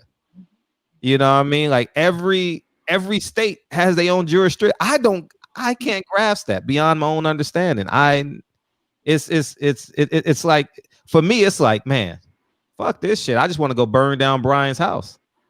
You understand what I'm saying? It's like, fuck justice. Right. I mean, if you tell me I got to wait 5 years, and that's what it looks like if we don't mash the gas, you understand what I'm saying? Like it's they gonna wait this shit out, and I think it's gonna take bottles. I think it's gonna take rocks. I think it's gonna take all of that for this to go into fruition. We have to, in my humble opinion, you have to use the Constitution to your advantage. You understand? I don't know if Connecticut is an open carry state. Connecticut is a state yet. I don't know if it's an open carry state. I don't know what the jurisdictions are for everything, but you have to use the Constitution to your advantage. Peaceful assemblies, open carry state, freedom of press, freedom of speech. You have to use all of these to your advantage. And I don't know what that looks like, Mark. I know what it looks like for me. I just think that this bureaucracy shit it's driving me crazy. You done explained this shit 5 or 6 times, and including last time you came on, it's driving me dizzy, dog. Like it's literally driving me dizzy. And I'm getting angry. Like I'm boiling on inside, and I've been waiting for an hour, but I'm just boiling. And I wish I wasn't 3,000 miles away. Like I literally wish I wasn't. I don't care if it's 10 people. I will pay for the first rally at Brian's. I will send you $1,000, and you gather as many people as much as you need. I will cash app you $1,000. Take my personal number, and you need to go to Brian's door. You need to go to the mayor's house and make sure everyone has water, refreshment. Make sure the motherfucker can't get out of his driveway. I mean, I'm just serious. You gotta ring that motherfucking victory bell or that liberty bell. You gotta ring that shit. You know what I mean? To the point where they go deaf, because this bureaucracy, it's hurting my heart. You understand? And I'm not speaking for nobody on this panel. I'm just angry now. At this point, it's like, I know we're going to do it the right way. A few thousand people is going to see this video and yeah, we want to do something. We're going to make these calls, but we're fucking calling the same person. We're fucking emailing the same person. You understand? So you have my honor. I will send $1,000. Okay. But you have to promise me, you have to go bang on Brian's door. You have to go bang on his driveway. That's the only way this shit is gonna happen, because it's a local newspaper. They only gonna say your name but so many times in that local newspaper. Right. And they all in this shit together, because let me tell you something. That politician that's running for office, he gonna send them a $20,000 campaign to run his ads. You're not more important than that $20,000 that they're gonna give that local newspaper or that local news, channel 2, channel 5, channel 9, whatever channel, 33, whatever it is in your jurisdiction. But that's what I believe we have to do, Mark. And right. I don't know if you got to hire like some novice actors or actresses just to get them and galvanize them. I don't know what you have to do, but we got to get 50 to 100 people in front of Brian's door. We got to get 50 to 100 people in front of the mayor's house, in front of the local councilman, in front of the police chief. Okay, because I was thinking right now, I was like, shit, okay, I'm gonna make this phone call. All right, I'm gonna make this phone call. All right, I'm gonna make that phone call. But that's the same fucking person. You know what I mean? And how you explained it to me, Cheryl Dorsey's been doing this for 4 years, and she put 20 years in, and they still kicking her to the back door. You understand what I'm saying? So I'm angry, okay? And I wish I was closest to you. I wish I was closer to you. And I've personalized this case now because Mark is very consistent with me. So I've personalized this case, right? And I'm going to make the phone calls. I'm going to do what I'm going to do, okay? But we got to make Brian uncomfortable. We got to make the city manager uncomfortable. And we have to use the Constitution to the highest of our to the highest that we can use it, and to its greatest form. And y'all create it together and contact me. You understand? And I'll cash app you the money, you know, but we got to do this part. You're going to get a few hundred calls tomorrow.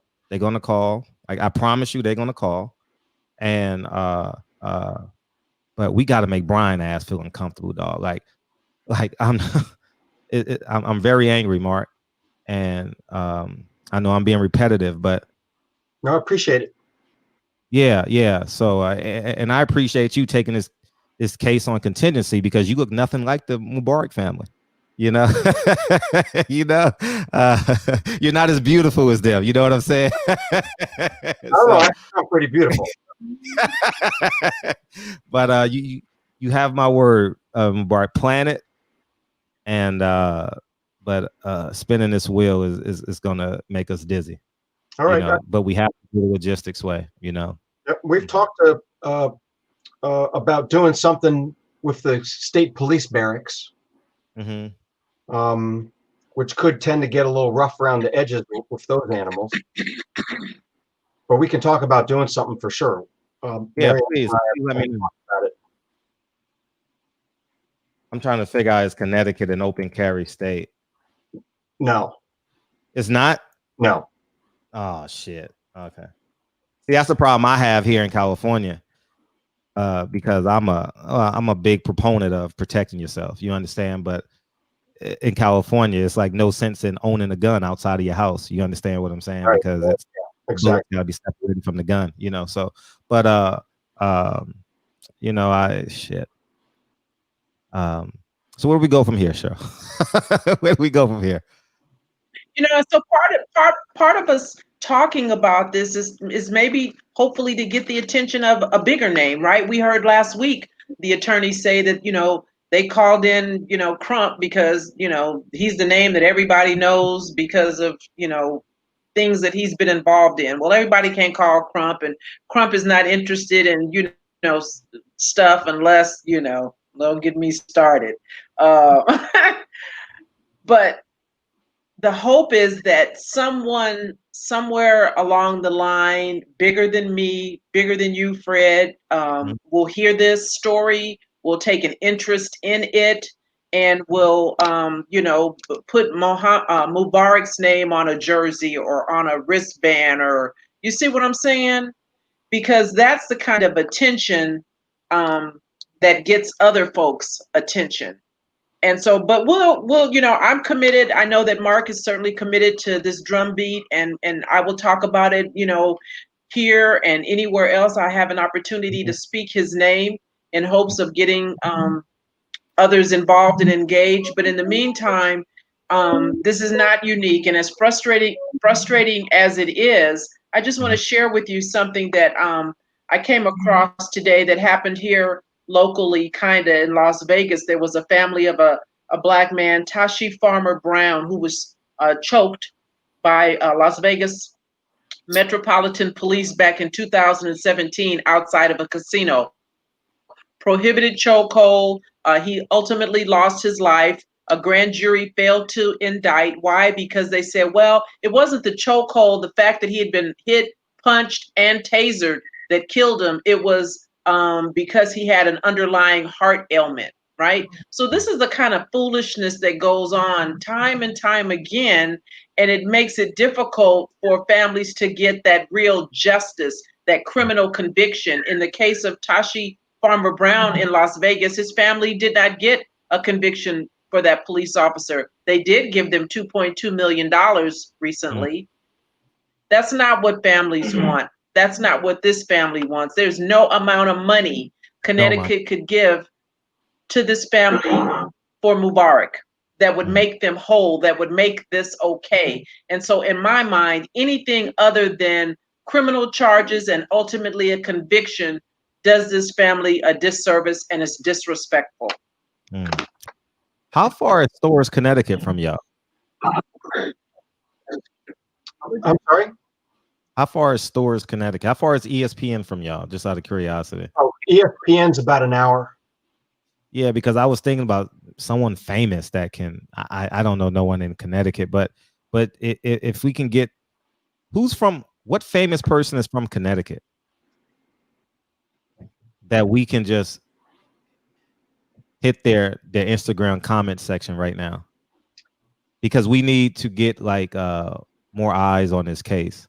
If we could get any well-known famous celebrity or sports figure to speak of it, that's always a good thing. I'll have to think about famous people. Any attached? Well, you can contact me anytime and we'll do it on my show. I'm live Sunday through Thursday.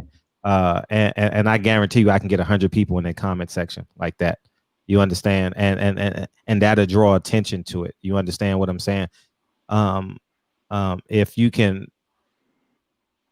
anyone in Connecticut, whether it's Jim Calhoun, the basketball coach, maybe you can reach out to him, or maybe it's I'm not sure if Kevin Ollie is from Los Angeles. I'm not sure if he's still the head coach over at UConn. Is Kevin Ollie still the coach at UConn? He is. Maybe you can reach out to Kevin Ollie. I'm pretty sure he has an affinity for something like this. I played against him in high school. All I know is sports figures. So maybe a famous actor or actress, but let me know. Okay. And we've only had Charlie D'Amelio. She's a TikToker. Actually from North. Her sister. They're famous TikTokers from Norwalk, Connecticut. And they posted? Dixie D'Amelio, yeah, she posted about it. And that helped, right? That definitely helped, right? Attention, and that's how we were able to get the petition to 100K signatures. Yeah, she definitely did help a lot. So, do you have enough signatures? We have 100,000. We would love more, of course. Pushing and show that there's a lot of people outraged. 323, what's up? This is the last call. What's up? What's up, Fred? What's up, everybody? Hello to the family, and my heart is out for you guys. And kind of what Sergeant Dorsey was speaking on, I think one of the things needed to thrust this case into the national spotlight is getting this presented to a lot of the activists that are out here, and to kind of thrust it forward doesn't come through mainstream media. And to me, I'm a big proponent of the power in social media, kind of more of the freelance movement that is kind of sweeping around the country. Sean King, send the video over to him, because the one thing that I think fell flat when it came to this video is that the video was released.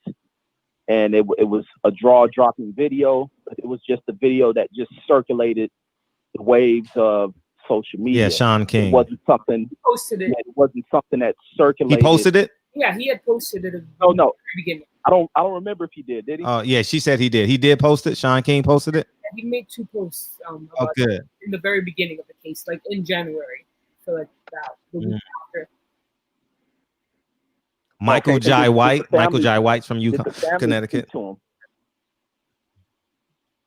Was the family able to reach out to him along with the attorney? And I think that's probably what's going to be needed for you guys to sit down, speak with Sean King, being that the movement he has deep roots as far as movement. For you guys, we just need eyes on it. To associate that. Then also you have a good movement going on with the Houston rapper and I can't trade the truth and get the video sent over to him, getting on there speaking with him. Your story has to be told because there's a strong movement, especially a strong black movement, and not just the black. Everyone in this country is standing up to these movements and to kind of abolishing the double standards when it comes to justice and the racial standards that sit behind it.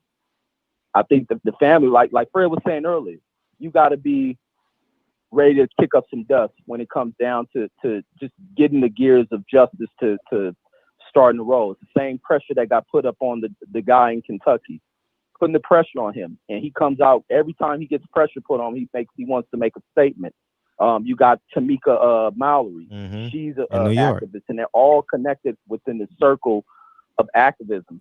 It's just simple as going on Instagram, letting them know who you are,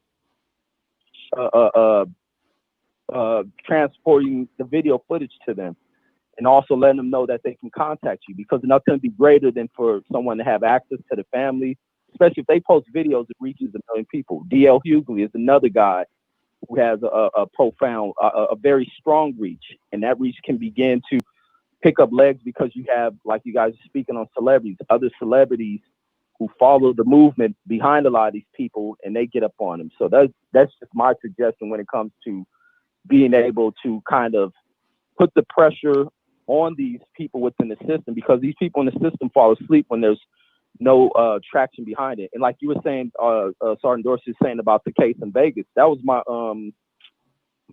old director at my current job. That was her cousin who that ended up happening to. And there was really nothing, no activism that was behind that. But I can't even say fortunately, but they were just recently paid off, like you said. But there was nothing really as far as a mass kind of protest against what happened. It was nothing. They paint the guy. The media was able to paint the guy in a negative picture, and that's why reaching out to the media becomes so ineffective, because they lie in bed with the with law enforcement. So these grassroots, new age social media movements are much stronger than going through your local paper, your CNNs. What they do now is they piggyback and they tell along when something gets popular, and that's just the way it has to be. But the family, the attorney, get up on these people with these movements, and I think they're willing and open to put a voice behind you guys' story. But I feel for you guys, man, and I'll be following and tuning in. Hopefully, you guys to keep coming on and updating us. But that's all I have on this one. Appreciate you. Thank you. Yes, indeed. All the time. Go ahead, Cheryl. You want to say something? No, I'm good. I was just listening to what he had to say, and so we'll stay at it, and we'll revisit this, and we'll try to keep it on the forefront. Yeah, well, I'll reach out to Natasha, who is friends with Breonna Taylor's lawyer. You know what I mean? And I don't know what can become of it, but it's very important that we put as much light on this as possible. And please keep us abreast, because now this is our problem now. You know what I mean? And I know my community is ready to donate money too. So get at me. We already have a promise of $1,000. I'm gonna hold my group to 500 of it, and I'm gonna donate the other 500. And but we can't be we got to use I think, Mark, we got to use the Constitution to our advantage now. I agree with you. you know, and but let me know, please. Keep us abreast. And any final words? Any final words, Soulemane family? Thank you so much for having us on here. Any platform, that we're able to spread awareness with our story is very, essential.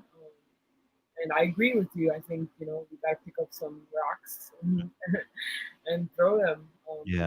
I mean, we're waiting on this report, and we keep getting one answer after the next. We'll get it in 2 weeks. We'll get it in a month. So at this point, we're kind of fed up. So if we have to, go about it by other means, make some noise in other ways, use the Constitution to our advantage. I feel like I definitely appreciate your advice and Ms. Dorsey's advice. And we'll be using that moving forward. So again, thank you so much. Sure. On this platform to continue to spread Mubarak's story. Mark. Thank you very much for having us. Oh yes, I'm sorry, Mom. Wow. All yours, Mom. Thank you very much for having us. We appreciate all your efforts. I've been following you. I've been hearing you from the day Mark told me that. Oh, thank you. This story, even before when Mubarak just passed away, you had a platform. So we've been following you. Thank you very much. Oh, that's love. Thank you for having us. Sure. Mark. No, again, thank you for the platform. It's very important, obviously. Thank you, family, for joining us here tonight. And Cheryl, for your continued support, your efforts here. It's all pieces of a puzzle. It has to fit together just right to make things happen the right way. Sure. So it's a lot of effort, it's a lot of work, but we're making progress. Sure. Sergeant Dorsey.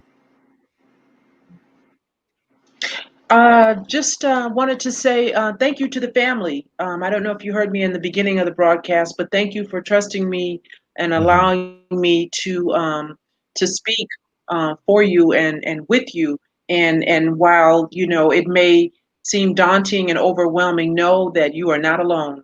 You're not. And that we are here and we are doing what we can. And I believe that we will get that justice. It may not be when we want it, but I think we will ultimately get that justice that you want and deserve. And so God bless you. Yeah. And Mark, come back in like 30 to 45 days and keep us abreast. Or if not sooner, I'm not, use your discretion, you know what I mean? And even if you just got to come on for 10 minutes, and just, we'll take a commercial break and feel free to come on. And you have that promise of $1,000. And just let me know and we'll be ready. I'll Cash App it to you or I'll PayPal it to you, and I will go from there. Okay. Oh, will do. Appreciate it. And use that Constitution. Yep. Please use that Constitution. You know what I mean? And we love y'all here in the barbershop. All right, we love y'all here in the barbershop. And DB, but we'll let the family go, man. We'll let the family and Mark go, and we'll have DB call in, and I will go from there. So appreciate you calling. Appreciate y'all coming in, and feel free to contact me, y'all. Don't hesitate, please. Okay. I'll be back soon. Okay. Thank you. Okay. Sure. Thank you. Absolutely. Thank you, Cheryl. Bye-bye. Thank you, Cheryl. We've made it through it, man. We got to fucking kick up some dust. We forgot to tell them to hold the rally on a Sunday, so don't be in jail for 2 days. Stuff. Yeah. We got. I've personalized this. I was just sitting here, Cheryl, just reading the shit. The attorney general, the mayor's office, the police chief. The motherfuckers went to lunch yesterday. You know what I mean? They went to lunch yesterday. Ain't no way. And listen, they make it stupid. They make it difficult on purpose. You know, this is not by happenstance. This is designed. The system does what it's designed to do. And so we need to understand that, and we can't get frustrated, and we need to make sure that we do our part, because they're counting on us to get frustrated and say, you know, fuck it, right? That's what they want us to do. And so I'm just ornery, and I'm stubborn, and no, I get it. I get it. And DB, feel free to call in. And so y'all responsible for 500, and I'm responsible for 500. And when they say they need the money, I'm gonna send it, and y'all gonna cash at me the other 500, because it's just incredibly important that I just it just pains me that they got to go. Family loses a family member, and there's no level, not even empathy, sympathy. There's no level of sympathy in nothing. Everything is like a cold white. You don't call, you don't stop by, you just kill him and leave him, and that's that. Yeah, facts. You know, it's just tragic, man. But DB, there you are. Hey, a day late, $1 and $1 short, but guess what? It's still $1 though. All right, cool. What's up? Oh man, this was it was a roller coaster for me, man. You know, it was informational, of course, right? We always learn something when we have Sergeant Dorsey, and then plus we got the family and Mark and and Reggie and Big Brother Terrence Bailey and everybody putting their 2 cents in and giving more information and asking great questions. It was definitely an emotional roller coaster for me. So my energy is not really high right now. You know what I mean? Like I had certain points where I was getting amped up because I felt like something was going to happen positively. And I still feel that way, but just I started thinking about my own mom. You know what I mean? And that shit made me, it kind of tripped me out for a second. But Sergeant Dorsey, if you can, just one more time, if you can talk about decertifying police officer, and what are the steps, and what do we in this community, like in the barbershop, like what do we need to know and what do we need to do?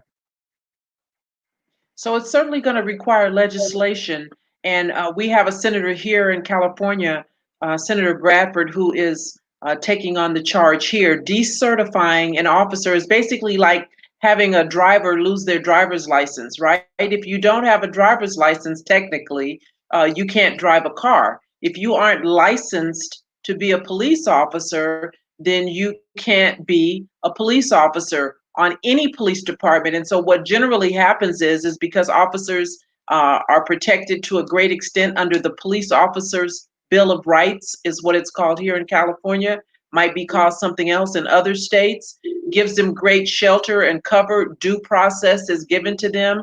And a lot of times an officer can resign before the levers are pulled to actually fire and terminate. And so when they resign, there's really no record as to why they resigned. It just looks like maybe they wanted to change uniforms. Maybe they wanted a job closer to home.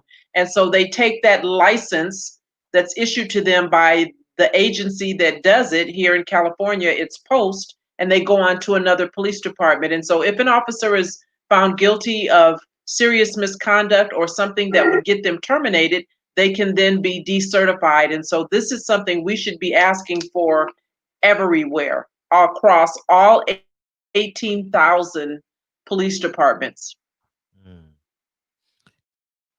DB. Thank you. Yeah. Oh, I was gonna add to that. Sergeant Dorsey.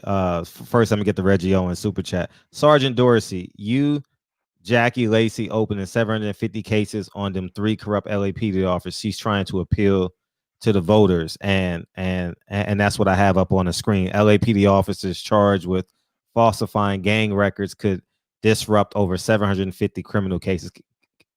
What does this mean? So what happens is, anytime a police officer is caught lying, that means anything they've touched is tainted.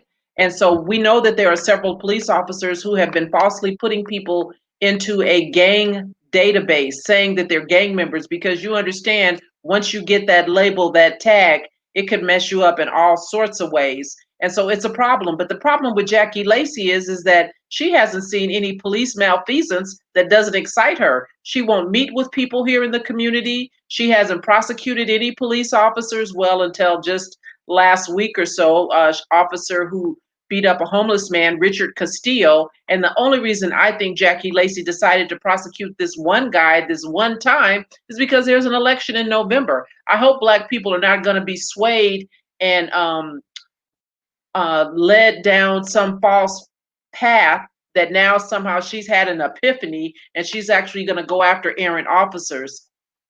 Jackie Lacey has let the community down in terms of going after police officers who misbehave, who use deadly force as a first resort rather than a last resort.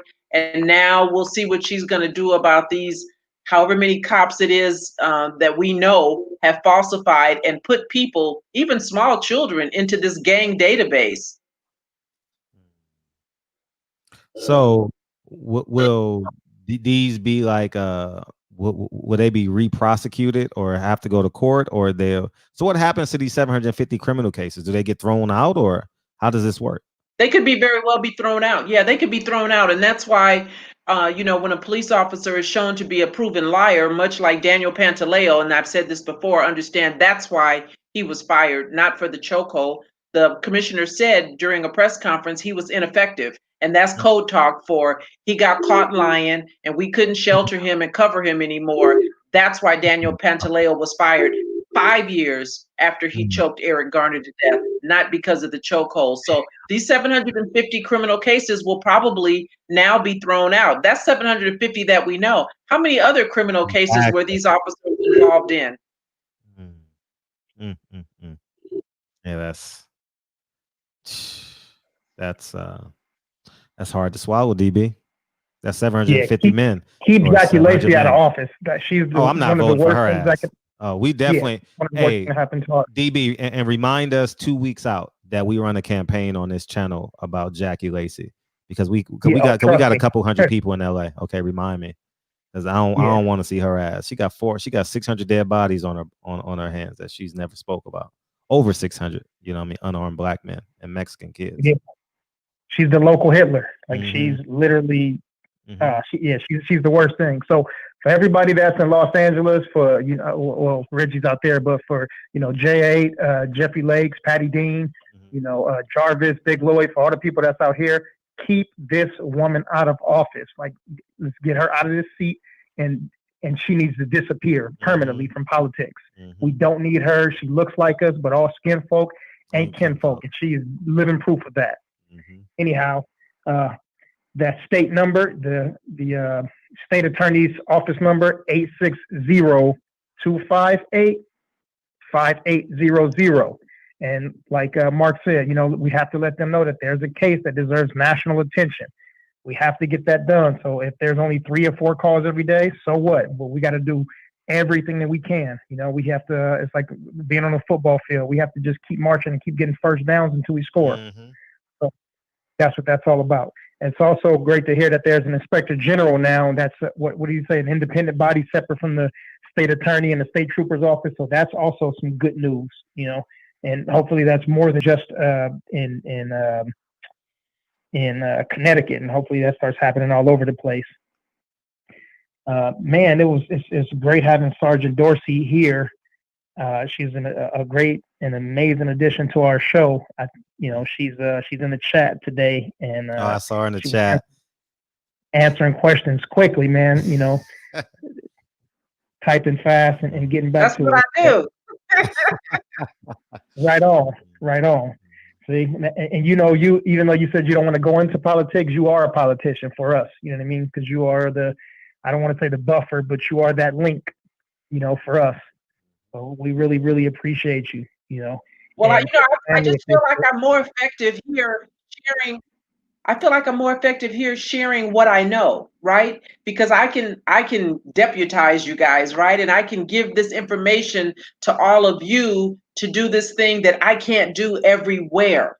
And so that's what motivates me, is just to tell you what I know, what goes on, help you with that code talk when you hear it, so that you know how to overcome it, and then what should be the next steps? Because I just don't want to piss you off about it. I want you to actually do something.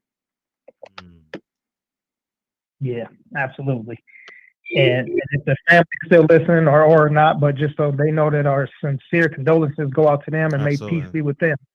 You know, and for everybody else, you know, thank everybody who's involved in getting justice for the Soulemane family, for those who are active and on the front lines doing it, and also for those silent heroes, hence silent heroes in the back. But I agree with Reggie. There's some people that have big platforms, and not that we look to these people for leadership, but we look to these people because they have platforms. So like I was saying, there's Tabucky Jones of the New England Patriots, Demetrius Bubu Andrade, you know, from our boxing community. He's up there in that area. Michael Jai White, somebody said. And another person I was thinking about who deals with mental illness and does some work in Connecticut, and that's Dr. Umar Johnson. So, you know, there's plenty of people that we can start to send links to and articles and you know, kind of barking up their tree to get them involved so that we can get this case some more national and international attention and just make sure that it's not local. But at the end of the day, man, you know, we need to find justice and peace for not just only for this family, but for our people, period. Yeah, but anyway, Sergeant Dorsey, you got any last words? No last words. Happy to be here. You guys continue to practice social safe distancing. California is stupid with this COVID thing. And so I'm just hunkered down over here in my little corner and I'm just trying to be safe. I hope you guys are too. All right. Well, thanks again for coming out, and we'll see you in 7 days. 7 days, Or 7 whole days. Absolutely. You know, Cheryl, Dorsey. Yeah. Hey, give my Tony Braxton on. Hey, and another thing, in 2 weeks, we got a politician from Texas coming on the 12th. So we don't have a guest for next week yet for Wednesday. If you want, or we can just campaign and champagne. But on the 12th, we have a politician from Texas coming on. She just won. Okay. So we got that on August 12th. So, right on. What about tomorrow? Tomorrow we can't. Now we talking shit and swallowing spit. Now we got to go back to, you know, we got a lot to talk about because we done started a whole lot of shit in the barbershop. You know, hey, we done set boxing on fire, Sergeant Dorsey. We done set boxing on fire this week, man. Man, everything coming through the barbershop now, man. Shit, you know what I mean? So we gonna campaign. Wow. Well, listen, I stuck my head in the door and I saw one of your daily things. And so that's a place where, you know, women ain't got no business. I'm going to let y'all do you. Yeah. I don't want nobody to have to, you know, watch what they say and be careful. So, yeah, have a good time tomorrow. Yeah, we will. We damn sure will. Sergeant Dorsey, you don't know it yet, but when Deontay Wilder fights in California, you're going to be my date. So just be ready for when you hear Deontay at the Staples Center. Just know that. You got it. Let me know what the color scheme is, and I'm there. Right on. All right, man. Geechee Polo. We got Jarvis in the house. Who else? Tell It Like It Is. H Money that made it in late. OG Eric from St. Louis. Who else we got in the house right now? Terrence Bailey Sr., of course. Sergeant Dorsey in here. Peace to the Queen. And yeah, man, we got the family in here. So, you know, I'm trying to get my energy back up before the night ends. It's close to midnight. So until next time, play the song, Fred. I got you, big homie. Hey. Says Cheryl. Picasso. Huh? Picasso said, yeah. I got to make sure I get my... Yeah. Picasso said, what about me? H Money, what's up, big homie? Picasso. Hey, Rob, play the song. Andrew, the messenger. H Money, Picasso. Triple OG, what it do? Triple OG said, you still looking for a husband, Queen Goddess Cheryl? She said, yup. She posted I'm just asking right now, who looking for a trophy wife? Let me know. Hey, she posted the other day. I'm positive. I'm fine. And what'd you say? Single. Fine and single. He's fine and single. You always. Oh man, what a show we got over here. It's a racket over here. And that what my granddad used to say. Take your ass to the room. You causing a racket. But sing this shit in the meantime, y'all. Cause the devil is I'm telling you to do. Hey, it's only what you do. Hey, the things you gotta do. Hey, hey, hey, hey, hey, hey, Cheryl. Hey, is it like you go from 100 to 0 to 100 to 0 to 100 like real quick? Is that from being a police officer? What do you mean I go from 0 to 100? What do you mean? You can shift emotions. Well, you know, I'm an actress. Oh, okay. I think. Okay. We'll go with that one. Yeah. She's an actress. I think it's a girl thing. Oh, okay. It's a girl thing. Yeah, I can be whatever you need me to be. Okay. Hey, Triple OG. Hey. Hey, man, we appreciate y'all coming in, man. We appreciate you, DB. We got one more super chat. Tank Obadiah TV. Tank Obadiah TV. Huh? Tank who? We got another super chat. Oh, we did? Yep. Oh, thank you, big homie. Sergeant Cheryl, you are an invaluable resource for us. Thank you. She is. Oh, thank you. Yeah, for sure. Yeah, man. So I'm glad you caught that. Whew. I ain't even see it, but we're gonna sing this shit one more time. We're gonna sing this hook one more again. All right, one more again.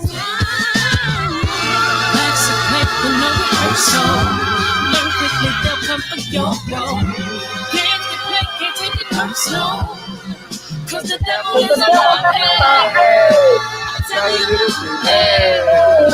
It's only what you do. Hey, some things you gotta do. Hey, hey, hey, hey, hey.